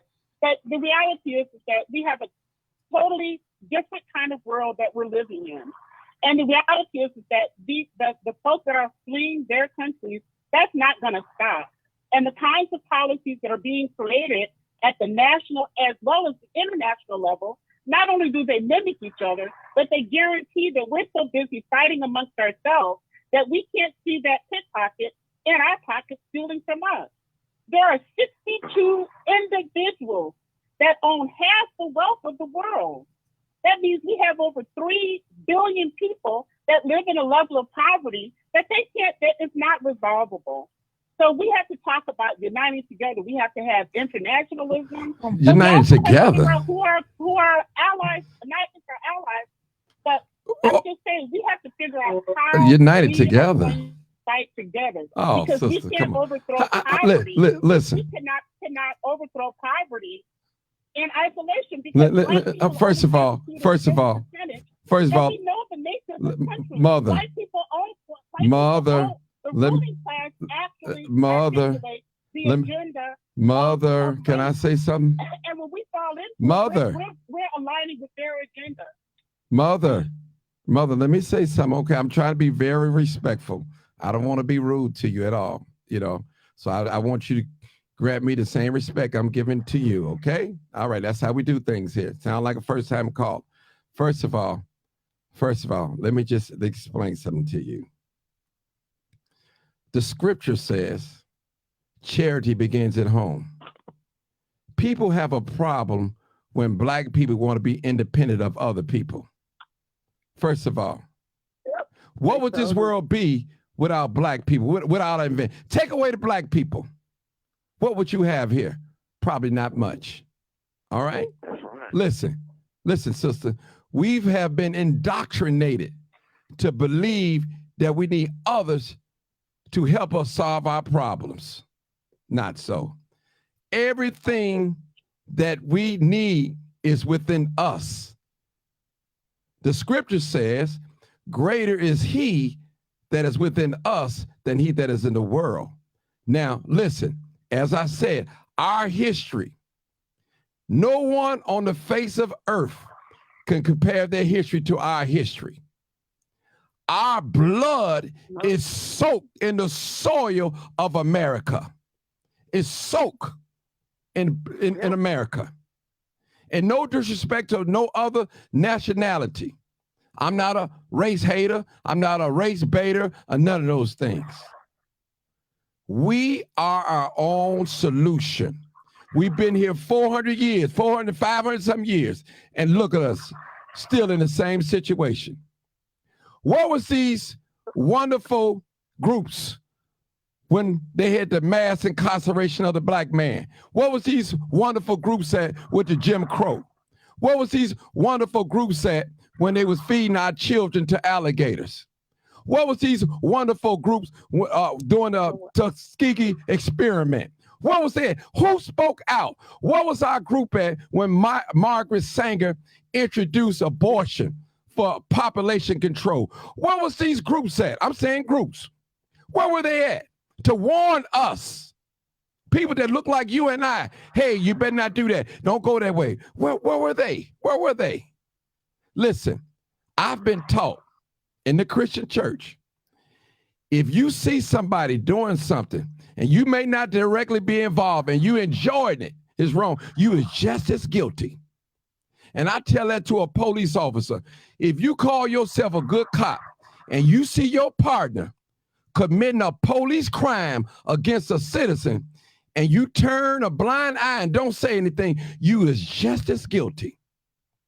So I'm not looking for nobody to come and save us. Go ahead, brother. Go ahead, brother. Mark. And mine, you know. So I just want to let the brother talk. Hold on, sister. Go ahead, Mark. Go ahead. A lot of times,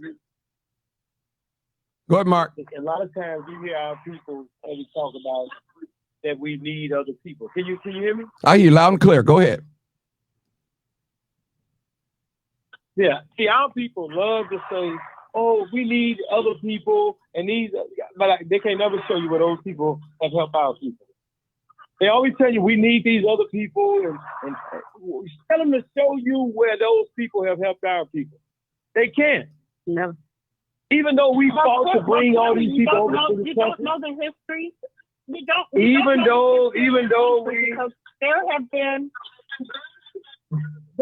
Show me what people have helped our people. Where I will show you. I will show you. First of all, I would highly encourage you to read Black Reconstruction. Ma'am, show me. Tell me where these people have helped our people. The free spoilers who united with Black folks who actually elected. Ma'am, what people have helped our people? There were 5 Let million her finish. Who were part of it. I'm just asking you. I'm just telling you to read. You know, you have to take my word for it. Read the eminent scholar W.E.B. Du Bois. Who'll tell you? Read. Ma'am, tell me what people they will tell you our people. I just told you. In the last, we're going to just go back. Let's just go back 50 years. 50 years. In the last 50 years, tell me what group has helped our people. Mark, let her answer your question. Erica, please. Ma'am, I'm not talking to you, Erica. I'm talking to her. I'm not talking to you, Erica. So, ma'am, in the last 50 years, tell me what group of people have helped our people. I am about to tell you. Do you think that the fight for national liberation in this country was fought in isolation? It wasn't. It wasn't only about Black people fighting. There were all kinds of people. I can name you Erdogan, who was Filipino. He brought Filipinos into the battle. I can tell you about all of the Chicanos, as they were called, who entered into the battle for civil rights and for national liberation. The Asians, there were a number of Asian groups, and we're beginning to learn those histories, who actually fought along with us in order for us to gain a measure of civil rights in this country. And it's not ended. Oh, You gotta know our history. ma'am, We have ma'am, never fought in ma'am, isolation. ma'am, let me, Ma'am, let me say watch something. this. Go ahead, Watch go ahead, this, Mark. watch this. Go In the ahead. last 50 years, you can't show us any group that has helped our people in the last 50 years. In the last 50 years, I don't know nothing about no Asians that help black people. I don't know nothing about no damn Asians that help black people. Okay? So now, we don't need no help. We don't need no help from none of you integrated black folks. We don't want to hear nothing about no integration. We don't want to hear nothing about no people of color. Amen. We don't want to hear nothing about no black and brown. You know what I'm saying? The days are over with where we talking about black and brown, people of color, all of those liberal, progressive stuff that's being pushed down our throats. No. We don't need that. We need us and us only. Okay? And so when you go ahead, you look at poverty, unemployment. You get when poverty is not singular to black people. I just told you. Ma'am. You watch how far we get. I will say to you, I'm going to say this and then I'm going to get off the phone because clearly you're not listening. But what I'm saying is their history is replete with efforts of folks joining together to do a thing or another. So you cannot negate that history. But I will say this, is that we don't need someone who is articulating the message of the ruling class, who I consider to be my enemy, more than you are. You are absolutely on board, lock and center with the rulers in terms of making sure that none of us progress, most especially black people. So keep doing what you're doing and see where that gets you. But as for me, I understand history. And understanding history means that what you're advocating is a way to get all of us killed. Because if we're in isolation, we have Get us killed. From the I guarantee you this right here. I guarantee you this right here. I bet you they won't be the only ones killing. I bet you they won't be the only ones killing. I'm going to hang up. Good luck. I bet you they won't be the only ones killing. Okay, I bet you they won't be the only ones killing. I don't worry about what they're going to do. You know what I'm saying? I don't worry about them doing no killing. Last time I checked, ain't nobody did more killing in this city than black folks. So I ain't worried about what no white folks gonna do. Shit, they ain't the only one got no guns. Shit, they bleed, long they bleed blood like we bleed blood. I ain't worried about what they gonna do, what they gonna kill. Shit, they ain't gonna do no more killing than we will. So now let me get back to the business, man. Because I don't even like having that conversation like that. See, you don't believe in the men because you want to run out there and think that you can lead the charge without men and women together. That's why you got that fear what they'll kill. If you got men around you, you don't worry about what nobody do when it comes to killing. So the men's job is to kill too. What you think our job is to do? Pray all the goddamn time? Shit. So now, going back to this, going back to this, because I've listened and listened. Y'all, we are about to be wiped out. They said that we'll be at zero wealth by 2030, you all. It's 2023, and they're saying that we'll be at zero wealth by 2030. That's less than 10 years. We don't have time to be hemming and hawing and loving on everybody else while they're pushing their own agenda for their people. Okay? The Chinese in Chinatown ain't pushing for us. The Greeks in Greektown ain't pushing for us. The fucking the Mexicans in Little Village ain't pushing for us. The Puerto Ricans in Humboldt Park ain't pushing for us. So anybody trying to tell us about this love everybody, people of color, this progressive garbage, you know, is anti-black. You are anti-black. Just as well as you tell us about these white folks being anti-black, or man, you are anti-black, telling us to go along to get along with this fictitious ally ship that supposedly exists that doesn't. These groups, I ain't never seen no Asians do a damn thing on behalf of those people. I haven't either. Mm-hmm. Can I say something? Make no mistake about it. Let me say this there right quick. And I'm 50 years old. I ain't never seen no Asian come out and do a goddamn thing on behalf of black people. They never will. Mm-hmm. That sound like Can I say something, that sound like Martin? Roosevelt, huh? Hold on. That's Roosevelt. Sound Yeah, I'm like, here. oh Yeah, look. I'm here. I had a little something to say. That I am with Mark all the way. I plan on being at that meeting tonight, and I'm just wondering because I did not. And Martin, this is no fault to Erica, you or you anyone. next. You next, But Erica. I Go am ahead, Mark. wondering Go ahead. Go ahead. Go ahead, Roosevelt. why is it that we have to register? Why is it that we have to register in order to get into this meeting? Because I think it's just a way for them to lock us out of not being able to let our voices be heard. I mean, so I'm going to be there at 6 o'clock and be with the rest of the residents on the outside protesting because I heard on the news this morning that you have to register just in order to get into this meeting. Hey, brother. I'm with Mark all the way. Make sure you come at 5. Make sure you come at 5. And like you say, we don't give a damn if they lock the doors because we're going to have a big meeting outside. That's what the meeting is really going to be held, where we can speak our voice and we're not going to be controlled by these liberals, these progressives that want to control the conversation. We gonna be in control. We'll let nobody tell us to stand down and wait a minute, and we're gonna have this professional meeting. You professional black folk been in front all the time, and you ain't did a damn thing. Unemployment, poverty, crime, bad food have been at an all-time high, while your so-called professional ass been out front. So the days of y'all leading the charge of you Masons, Eastern Stars, sorority fraternity members working alongside them racist white Jews, don't need y'all ass either.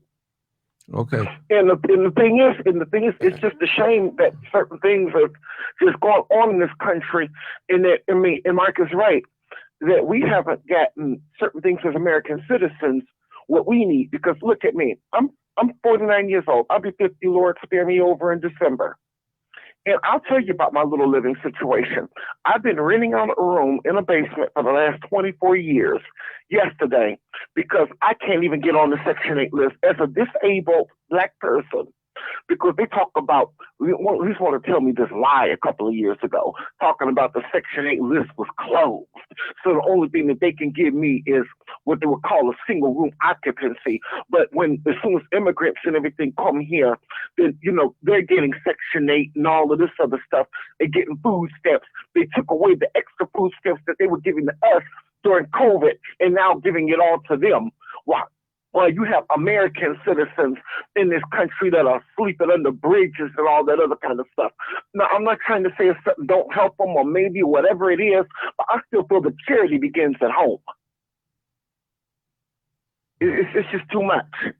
We care so much about everyone else except our own type and our own kind. Because if the situations were reversed, they would not care for you over in their country. I bet you they wouldn't. Mark is right. Let me say this to y'all about these progressives, right? Because this is who you really need to zoom in on. Oh, those are the main ones that are really starting to hate. The progressives are coming in as if they're friends of ours. But guess who the progressives Which they're not. The progressives are the same people. They're the same ones that control the programmatic dollars. They're the same ones that control the Democratic Party.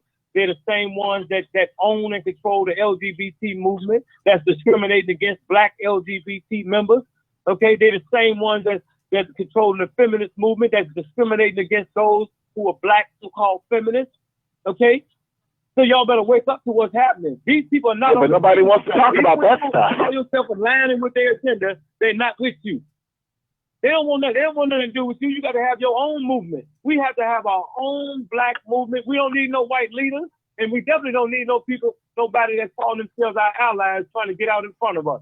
If you want to be with us, get your ass in the back of the line. You don't get out in front of us. We don't need no white leaders. Mm-hmm. Okay. Can I say something, Martin? Your turn. Go ahead. So the problem with this whole conversation is that, like, oh my goodness. Oh, just taking a breath real quick. So I have a 3-year-old, right? And one of the things I noticed is when a kid is playing with a toy, they don't even be thinking about that toy. But then when they see another kid playing with it, suddenly that toy becomes their fascination. How long have we had homeless people, y'all? How long have we had homeless people in the city? How long have we had shut down schools in the city? But suddenly, because migrants are potentially going to occupy those buildings, we want to rise up now. Them buildings been vacant. Our homeless been here. Now that we see another kid playing with the toy becomes the biggest thing in our mind. Erica. That's what's bothering me. Okay, let me ask you a question, Erica. Because with the no Erica, let's just ask you a question. I got to grab a piece of food real quick. I was just going to walk away, but you said something. So you telling me, this is what you telling me. You saying that now we paying attention to the homeless. Now, do you think it's right for some of us to bus a people from other countries and take care of them, and we don't take care of the ones that's already in the same condition? Is that right? Do you see anything right about that? I'm saying you bring another group of people. You don't see nothing wrong with that? I don't see anything right about shipping people from another state, hold it. like Texas. No, right? I'm just, Erica, that's not what I said. I asked you a question. I said, when other people come here from another country or Texas, whatever you want to say, migrants, and we place them in housing in vacant schools, and we have the same type of people basically in the same condition, that's homeless, downtrodden, and we put another group of people in these houses and support and give them resources, and we don't do it for the ones that's here already. You don't see anything wrong with that? I see something more wrong with the fact that we wasn't out here. Erica, answer the question. I know buildings before the migrants. Answer the question. See, listen, I'm gonna be honest with you, Erica. And I know your mother is from another country and all that, and I understand you torn between two worlds, your father, Black America. I understand. But the truth don't respect nobody. I mean, it hits us all. It cuts both ways. So, I mean, it's just like this. You stand in line with your son for 10 hours trying to see a doctor. Now, here's a person that Mark, go ahead, Mark. Mark said quit talking. Yeah, okay, Mark. Okay. When have we not fought to house homeless people? When have we not demanded resources That's for true. our schools? When have we not talked about the underfunding of our schools? And so when have we not talked about discrimination against our people in these workspaces? And so for her to say that is a total insult, okay? It's a total insult, and we don't owe you no explanation. You go over there and speak for the people from the Bahamas, because that's where your alignment is. You fly the Bohemian flag. Crap, Mark. You know what I'm saying? You fly the Bohemian flag. Don't speak on behalf of your people. You don't speak on behalf of black people. Okay? You don't know your problem is. You know what your problem is. You don't know. Your problem is. You know what I'm saying? You don't know how to stay on your side while we stay on our side. I don't have a side. That's your problem right there. You stay on your side and we'll stay on our side. No such thing as a side for me, because these are my people. No, it's a side. You gonna find out this it is. Come out there today. Come out there today. You gonna see it's a side. So much to say. Come out there today. You gonna see what you gonna see it's a side. Let me explain something. Can you stop talking for 5 seconds? You come out there today. Real quick, Mark. Let me tell you something real quick. When the police pull me over, I've been pulled over 4 times already in the last couple months. I ain't got nothing to do with that. I ain't got nothing to do with that. Okay, what they got to do with that? Let me tell you something. When the police pull me over, they don't ask me if my mother's Caribbean, you idiot. They don't ask me that. Whoa. They just see a black woman. Really? They just see a black woman. Why you call me Your idiot? race in this country is what the police see you as, not what Mark Carter sees you as. Your race in this country is what the police see you as. And as far as this country is concerned, I am a black woman. Let me make it clear to you. Ain't nobody asking where my mother's from. See, you ain't listening, so I'm going to say it to you real clear. No, you're not listening. your food. Your business is not. If you don't think I have to live in this country as a black woman because my mother's from the Bahamas, you like your business is not our business, and our business is not your business. You speak on behalf of the Bohemian people. You so divisive. The Bohemian flag. Our power so as anybody black goes to your not in Facebook page dividing right now, they'll see you flying the Bohemian flag. They'll see you saying that immigrants because are I here to can. stay. That All don't make me no less black than you. You keep speaking up That for don't make immigrants me no and less Bohemians. black than you. I'm not from the Okay? You need to get over it, Mark. You need to get over it. I ain't got to get over a damn thing. Yes, I don't have to get over a damn thing. You need to get over it. Okay? Yes. So now you gonna see. All you gotta do is come out to this today. You gonna see what side we on, and I bet you ain't gonna hear us saying about no people of color. I bet you ain't gonna hear us saying about no people of color.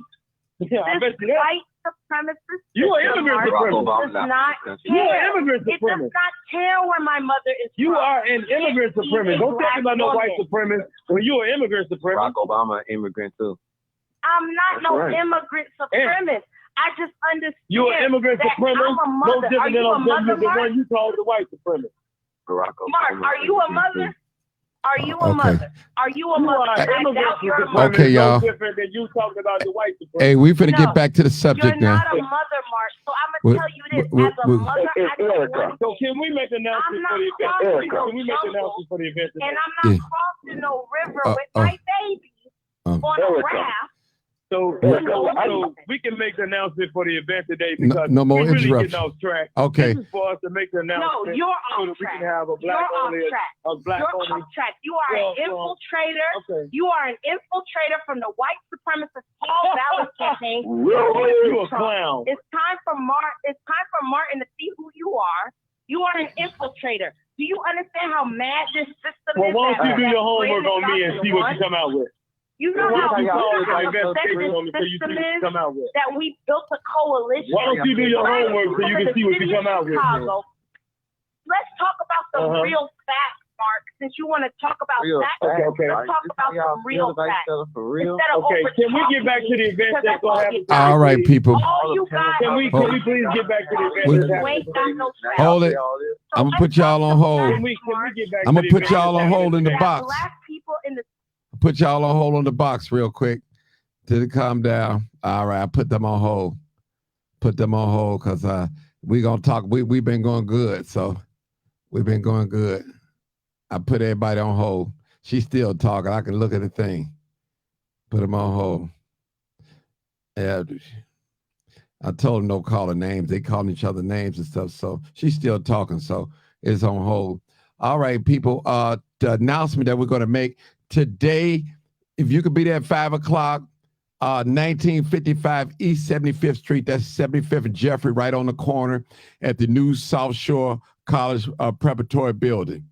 So that's where we're going to be at today, inside and outside. So if you can't get in, don't worry about it. Just get there early. You might be able to get in. You should be able to get in. We're going to be inside and outside, making some noise. That's what we're going to be doing.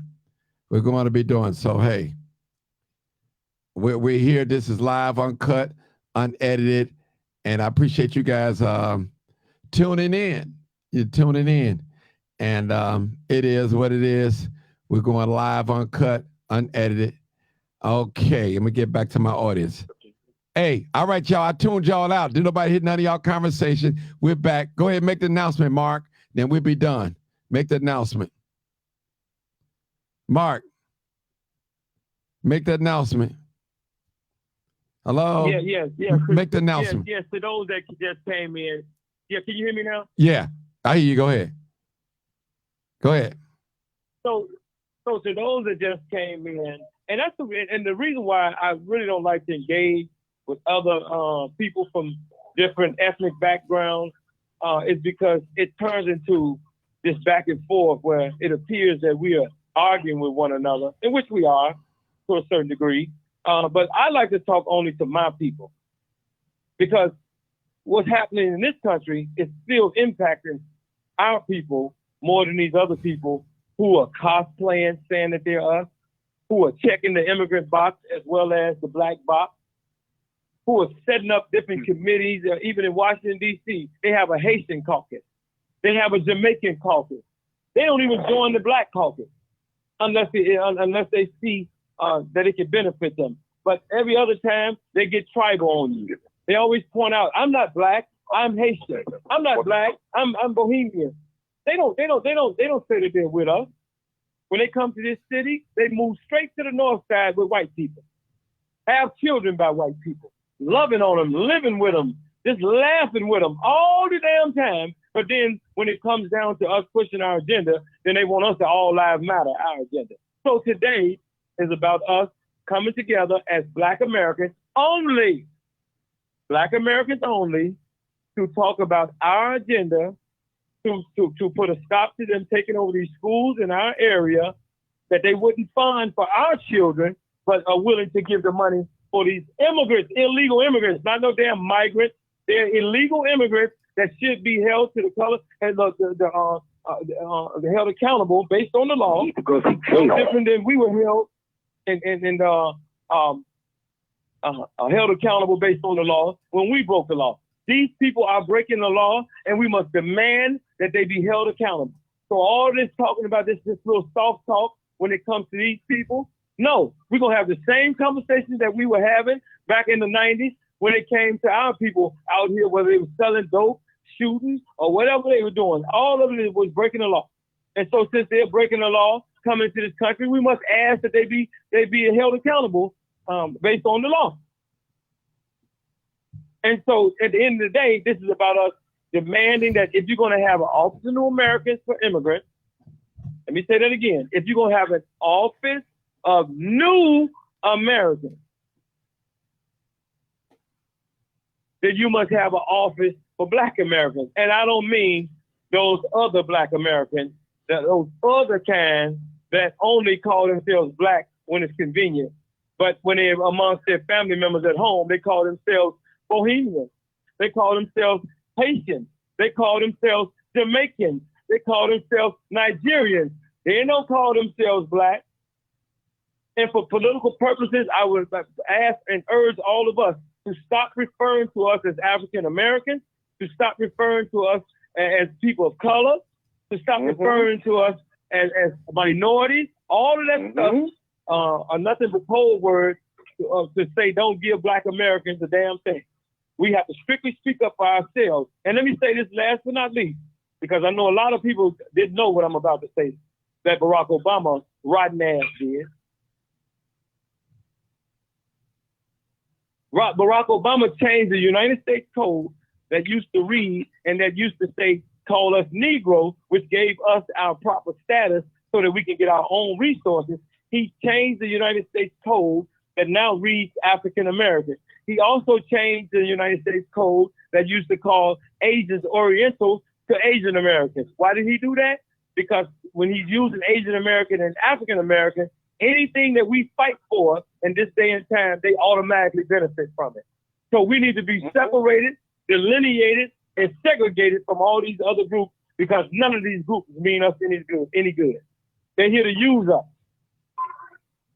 Okay. Martin, I just want to say, Erica, listen. Listen, hold on, say, Erica. No. Stand down. The address is 1955 East 75th Street. That's where we're going to be at today. 1955 East 75th Street. That's the South Shore, the new South Shore building. You see it is right there on the corner. Right there. That's where we will be at. Okay. I need to hey, listen, this is what I'm gonna do. I want Mark and Erica. I got both of y'all on the line. This is what I want to do. This is what I'm gonna do. You hear me, Mark? At another place, another time. I'm gonna bring both of you guys on the platform, just you two. I'm gonna let y'all box it out. Bring y'all proof, whatever y'all want to say, and we're gonna do it for about an hour. I'll just be the moderator, let y'all go in at it. Because y'all got to get it out. This outside of this. So whatever you guys, I'll let you guys debate. Is that cool or what? Erica, Mark, is that cool? But not on not. I mean, it's fine with me, Mark, and I just. Okay, this is what we're gonna do, Erica. Not right now. No. Okay, listen. We're gonna do it. I'm gonna dedicate a show. I don't care if it take an hour, 2 hours, 3 hours. I'm gonna bring y'all on the platform, on your picture on there. I don't care. And I'm gonna let y'all two go at it. And I'll be the moderator. I'm gonna give y'all two, and we'll do it like that. I'm gonna let y'all get it out. Bring your proof, Erica. Mark, you bring your proof, whatever you got to say. And hey, it is what it is. Y'all let me know what y'all want to do it Friday, Saturday, Sunday. Y'all let me know. I'm gonna do that. Whenever y'all want to do it, in the daytime or nighttime. Huh? I'm gonna let y'all two debate. I'm down. You down? Okay, cool. Mark, you down? Brother Mark. I'm with it 110%. Okay, y'all, let me know what best time for y'all. I'm with it 110%. Okay, cool, my man. I'm gonna let y'all. Nobody's gonna talk but Mark and Erica. I'll put the timer. Y'all, we'll talk 5 minutes piece, 2 minutes piece, whatever. Bring your proof, whatever. I'm cool with that. So, only thing I'm asking you guys not to call each other no names. No coon or no idiots. No, that's the only thing I'm asking. So on the can we, yeah. Can we for the rest of And stop talking about hold on, hold on, Erica. Erica. Hold on. What you say, Mark? Can we what? So can we, for the next few minutes, because, everything is about to kick off now. Right. We need to get our people out there, as right. many of them as we can. Going back and forth doesn't keep us focused enough to talk about today. Today, y'all, is about us demanding this office strictly for our people. Nobody is, all these other immigrant groups, Martin, they have come together. I have to show you that they have come together.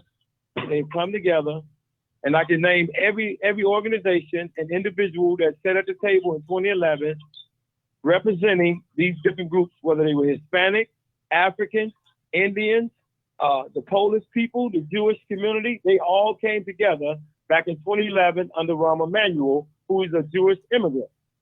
He convened the meeting along with corporations, the philanthropic community, the religious community, and the agenda was strictly for immigrant people. So this agenda that we're pushing is strictly for Black Americans, since everybody other than us are immigrants. Even though Carter, you supported Paul Vallis and Donald Trump. Erica. Yes, I do. And hold on. You are Let me say this. Anybody that's pushing against immigration and union, I support them. Anybody that's pushing against union and immigration, I support them. Because I know that unions have been. You a fool. Look, Erica, they don't run nothing with us. They stay in the white area. I stay in the black area. Okay? So, hey, brother Mark. I'm a black person. Hey, brother Mark. When it comes to white Mark, y'all go. Come on. We need to talk about. Listen. Well, let me hold on. Let's get back on topic. Let's get. I'm gonna give y'all platform, Erica. Erica, I'm gonna give you y'all platform. Let's get back on the subject real quick. What we gotta do tonight? Come on. What we gotta do tonight? Yeah. What we gonna do tonight? Erica, don't do that. Don't do that. We're talking. Go ahead. I'm gonna give you a chance. Go ahead. Well, first of all, I have to say this. I'm not Democrat or Republican because they're both some white ass parties. But if I can use one to my advantage, why wouldn't I? I'm not liberal, conservative. I'm not left or right. I'm not a Democrat or Republican. I'm not any of that white stuff. So please be clear who you're talking to when you're talking to me. I don't care nothing about no white stuff. Past using it, I don't care nothing about no white folks. And I don't subordinate myself to them. Because I know I'm the superior one and they the inferior one. So please be clear who you're talking to when you're talking to me. You know what I'm saying? And I keep white folks in their place. You know what I'm saying? I keep them in their place. I don't kiss on them. I don't lay with them. I don't have babies with them. I don't do none of that. Okay? That's your job. Now, so can we throw no kicks? Tonight is about us pushing for an office of Black Americans. Might as well so that our people can benefit. Okay? Oh my God. So, as a matter of fact, let me end by saying this. Talking about infiltrating, and you got a baby by a white man? Mark, Mark, just come on, brother. Yeah, he screwed my poom, but these white people screwing your mind. You You know. might have screwed my poom poom, but these white people screwing your Okay. mind. It's worse. All right. But Listen. she keep talking about him. Hey, listen. Hold on, y'all. This is what we're gonna do. Mark, we made the announcement. Okay, I tell you what, this is what we're gonna do. Mark and Erica, y'all give me a date that y'all want to go at it. Y'all want to make it for tomorrow night or whenever. Let me know. Give me a date and time. Tomorrow night. Tomorrow night, Erica. Tomorrow night, I'm gonna whip my ass apart I'm down. with the old. What I time? love the white man. What and I'm time? Smiling with What- the old Jew. No, I saw it down in you vote with the Florida. white man. What Smiling with the time? old white What racist time? Jew. What Just time tomorrow? Smiling with that old white You racist work. Jew. What time tomorrow? This is my You might grandfather. as well open This your is leg. my baby's You might as well grandfather. open your leg. You a What- white man What? nigga. Hey, Mark. What time tomorrow? You might as Erica. well open your leg. What time tomorrow? What time tomorrow? What time you guys want to go on tomorrow? Whatever time you set it up, 7 o'clock, 8 As o'clock. long as it's after 5. I'm like Muhammad Ali. I'm up for the fight. Okay. What's tomorrow? Friday. Let's do 8 o'clock. Is that cool? All right, I'm The- down. Okay, 8 o'clock. Yeah. Y'all make a post. I don't care. I'll share it. Y'all make a post. All right. I'm gonna let y'all scream. I'm gonna let y'all cut. I don't care what you do. You know, I'm gonna let y'all do y'all thing so we won't be having no more interruptions. Do your thing. Okay. Now, I'm going to be there. So can we make sure that everybody make it out here tonight? Right. Can we make sure that everybody make it out here tonight and stand up for this office of Black Americans, not the office for people of color, I'm not sure the gonna office be for there. Black Yeah. and brown, not the office for diversity, equity, inclusion, not the office for minorities, but the office of Black American descendants of slavery here in America only. Mm-hmm. Okay. Okay. We got no problem And with let's have Black people in Chicago be able to win an election with just okay. our vote. Okay. All right. Now, I got a last caller, and that'd be it. 8414. Come on, caller. 8414. Let me hear you real quick. Marty. Hey, how you doing, Gus? Come So on. I've been listening, and I agree with everything that Mark has been saying. Hmm. And you know, when foreigners come over here, and you could tell just by her talking, that they believe that they have privilege. That's why she keeps butting in every time you're talking. Every time somebody says something, she keeps butting in. They feel privileged. And it's a known fact. She's proving that fact to the immigrants that comes over here. They feel like they got first dibs on everything. That's why she couldn't answer that question when you asked her about bringing a busload of immigrants over here. How does she feel about it? She danced around that whole question, you know, because she's okay with them doing that to us over here. She's okay with that. I'm not. Because they feel like they're supposed to have first dibs on everything. And every time somebody's talking, she butts in. And she feels like nobody can sit her down. I sure wish I lived out there. I'll come out there since she said she'll be out there and sit her down. I'll come shut her down. Well, tomorrow. You know, because she's talking about somebody. What she's doing, she's saying that Mark voted for a white man, but guess what? She got soul ties with a white man. That's forever embedded inside of her. I have a child. That's soul ties, sister. That's soul ties. Okay. Read the Bible. That's soul ties. Okay? Okay. So I'm gonna let y'all go. All right. Bye. Thank you. Thank So you. don't be speaking on how my child got here unless you want me to speak on how your child got here. Because people got baby daddies that's drug dealers. People got baby daddies that don't beat. People got all kind of stuff going on who they got babies with. Don't talk about how my child got here because he deserves to be here. He's a child. It's a child. So sit y'all ass down talking about how my child got here. Okay. Okay. Because I wake up black every day. All right. I love no being police black. pull me over and ask me if I got a white baby daddy. All right. Okay. Sit y'all ass down. All right. Marcus. Hey, Erica, real quick. I need you to say, I want to clone your voice. Y'all don't know. Say that for me. I want to record that. Y'all don't know. Say that for me, Erica. Say, I want to clone it because that's going to, y'all don't know. Y'all don't know. Say it again. Say it again. Y'all don't know. Okay, I got it. All right. I'm going to clone that. Y'all don't know. All right, cool. All right, Marcus, come on, close me out real quick. We got to go. I'll see y'all tonight. We got to get prepared. I got to get prepared, two people. Come on, Marcus, real quick. Okay.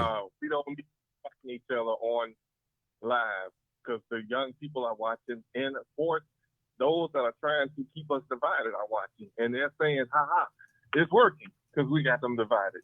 We may disagree, but we got to learn to love each other in spite of. And let's not insult people on how their children got here to clear the airwaves on that. That's disrespectful. Very. But at the same time, let's not get mad with people because people have different views. You have your views, I have my views. At the end of the day, we're all fighting for one common cause, and that's peace. And that's so that we can all get something. We're not going to be at peace if we're not all allowed to have the same chances as other people. That's the only. Can I ask you a question, Marcus? Can I ask you a question, Marcus? Yes, sir. Can you tell me when these immigrant groups have been with us so that we can be divided? Can you tell me what point that they were ever with us or to be divided? Well, honestly, Mark, never. Okay, so when you say that we should be divided, how are we going to divide when we never? No, what I'm saying is, in order to achieve peace, we must learn to disagree with each other and not fight. No, I'm talking about the dividing part that you spoke of. The dividing part. No, I didn't say that. Maybe I said it the wrong way, but we can never be divided when we was never together. Right. So that I know that you were probably saying something else, but for the crowd's sake, I wanted to put that in perspective because you have a lot of times you have these immigrant groups, especially those that have dark skin, want you to believe that we were ever together. We've never been together. You know what I mean? When they come to this country, when they come to Chicago, they move to the north side with white people. The Nigerians and these Africans that come here, these are the people that sold us into slavery. Together. So we sold us into slavery and then want to tell us that we together. People like you divide us. Just so y'all know some history, because we never been together to be divided. What part did you not listen? Clearly, you don't know your history. You talk so damn much with your little arrogant ass that you can't hear nothing. No, I'm not arrogant. I know what I'm talking about. Because little do you know, Mark, apparently Malcolm X is half Caribbean. Malcolm damn X. His mother was from Grenada. You mad at Malcolm X? The difference of you and Malcolm X is Malcolm X knew his place when he came over here. He didn't come over here with talking about he was Grenadian. He never came over here and said that. You ain't never heard no speech where he took and put that shit out in front of the black agenda. See, he knew his place. He said I was a black man. It ain't no place. Okay. Exactly. Tomorrow, Erica, we gotta. Hey, Marcus, Erica, we gotta say this for tomorrow, y'all. Bohemian. He came when he said he was black. Listen. His mother was from Grenada, okay. his father was Black American. He was just as okay. black as you. Listen this. He fought for black Let me people. say this. Erica, we're gonna wait tomorrow and discuss this. All right. Let Marcus finish out. Come on, Marcus. Finish out, then I'm gone. I'm gone. Come on, Marcus. Finish out. I'll see y'all. I will see y'all at South Shore. Hopefully there won't be no fist thrown and no baton swung. But I will see y'all at South Shore. God bless all of us. Hey, Mark, say the address again, Mark, and we out of here. Say the address. Say the address and we out of here. Say the address. 1955. Oh, did you say Marcus? No, you, Mark. Mark. Because Mark. Okay, so 1955 East 71st Street. That's 75th. 1955 East 75th. East 75th, y'all. 75. 1955 East 75th Street. Martin said that 75th and Jeffrey. 75th and Jeffrey. Call everybody right now. Tell them to get out there at 5 o'clock. The press conference starts and press conference and meetings start at 6. So you want to get out there at 5 o'clock. We're going to crowd the streets. We're going to send a strong message. And we're telling our people, an office of Black Americans, since you got an office for new Americans, for immigrants like Erica. All right. All right, whatever. Mark. I was born here. All right. Idiot. All right. All right. I'll see y'all tonight. Tomorrow, Erica and Amar going to debate each other starting at 8 o'clock. Nobody else is talking but them two. Bring your proof. Bring whatever you want to say what's right, and I'm going to let you guys box it out.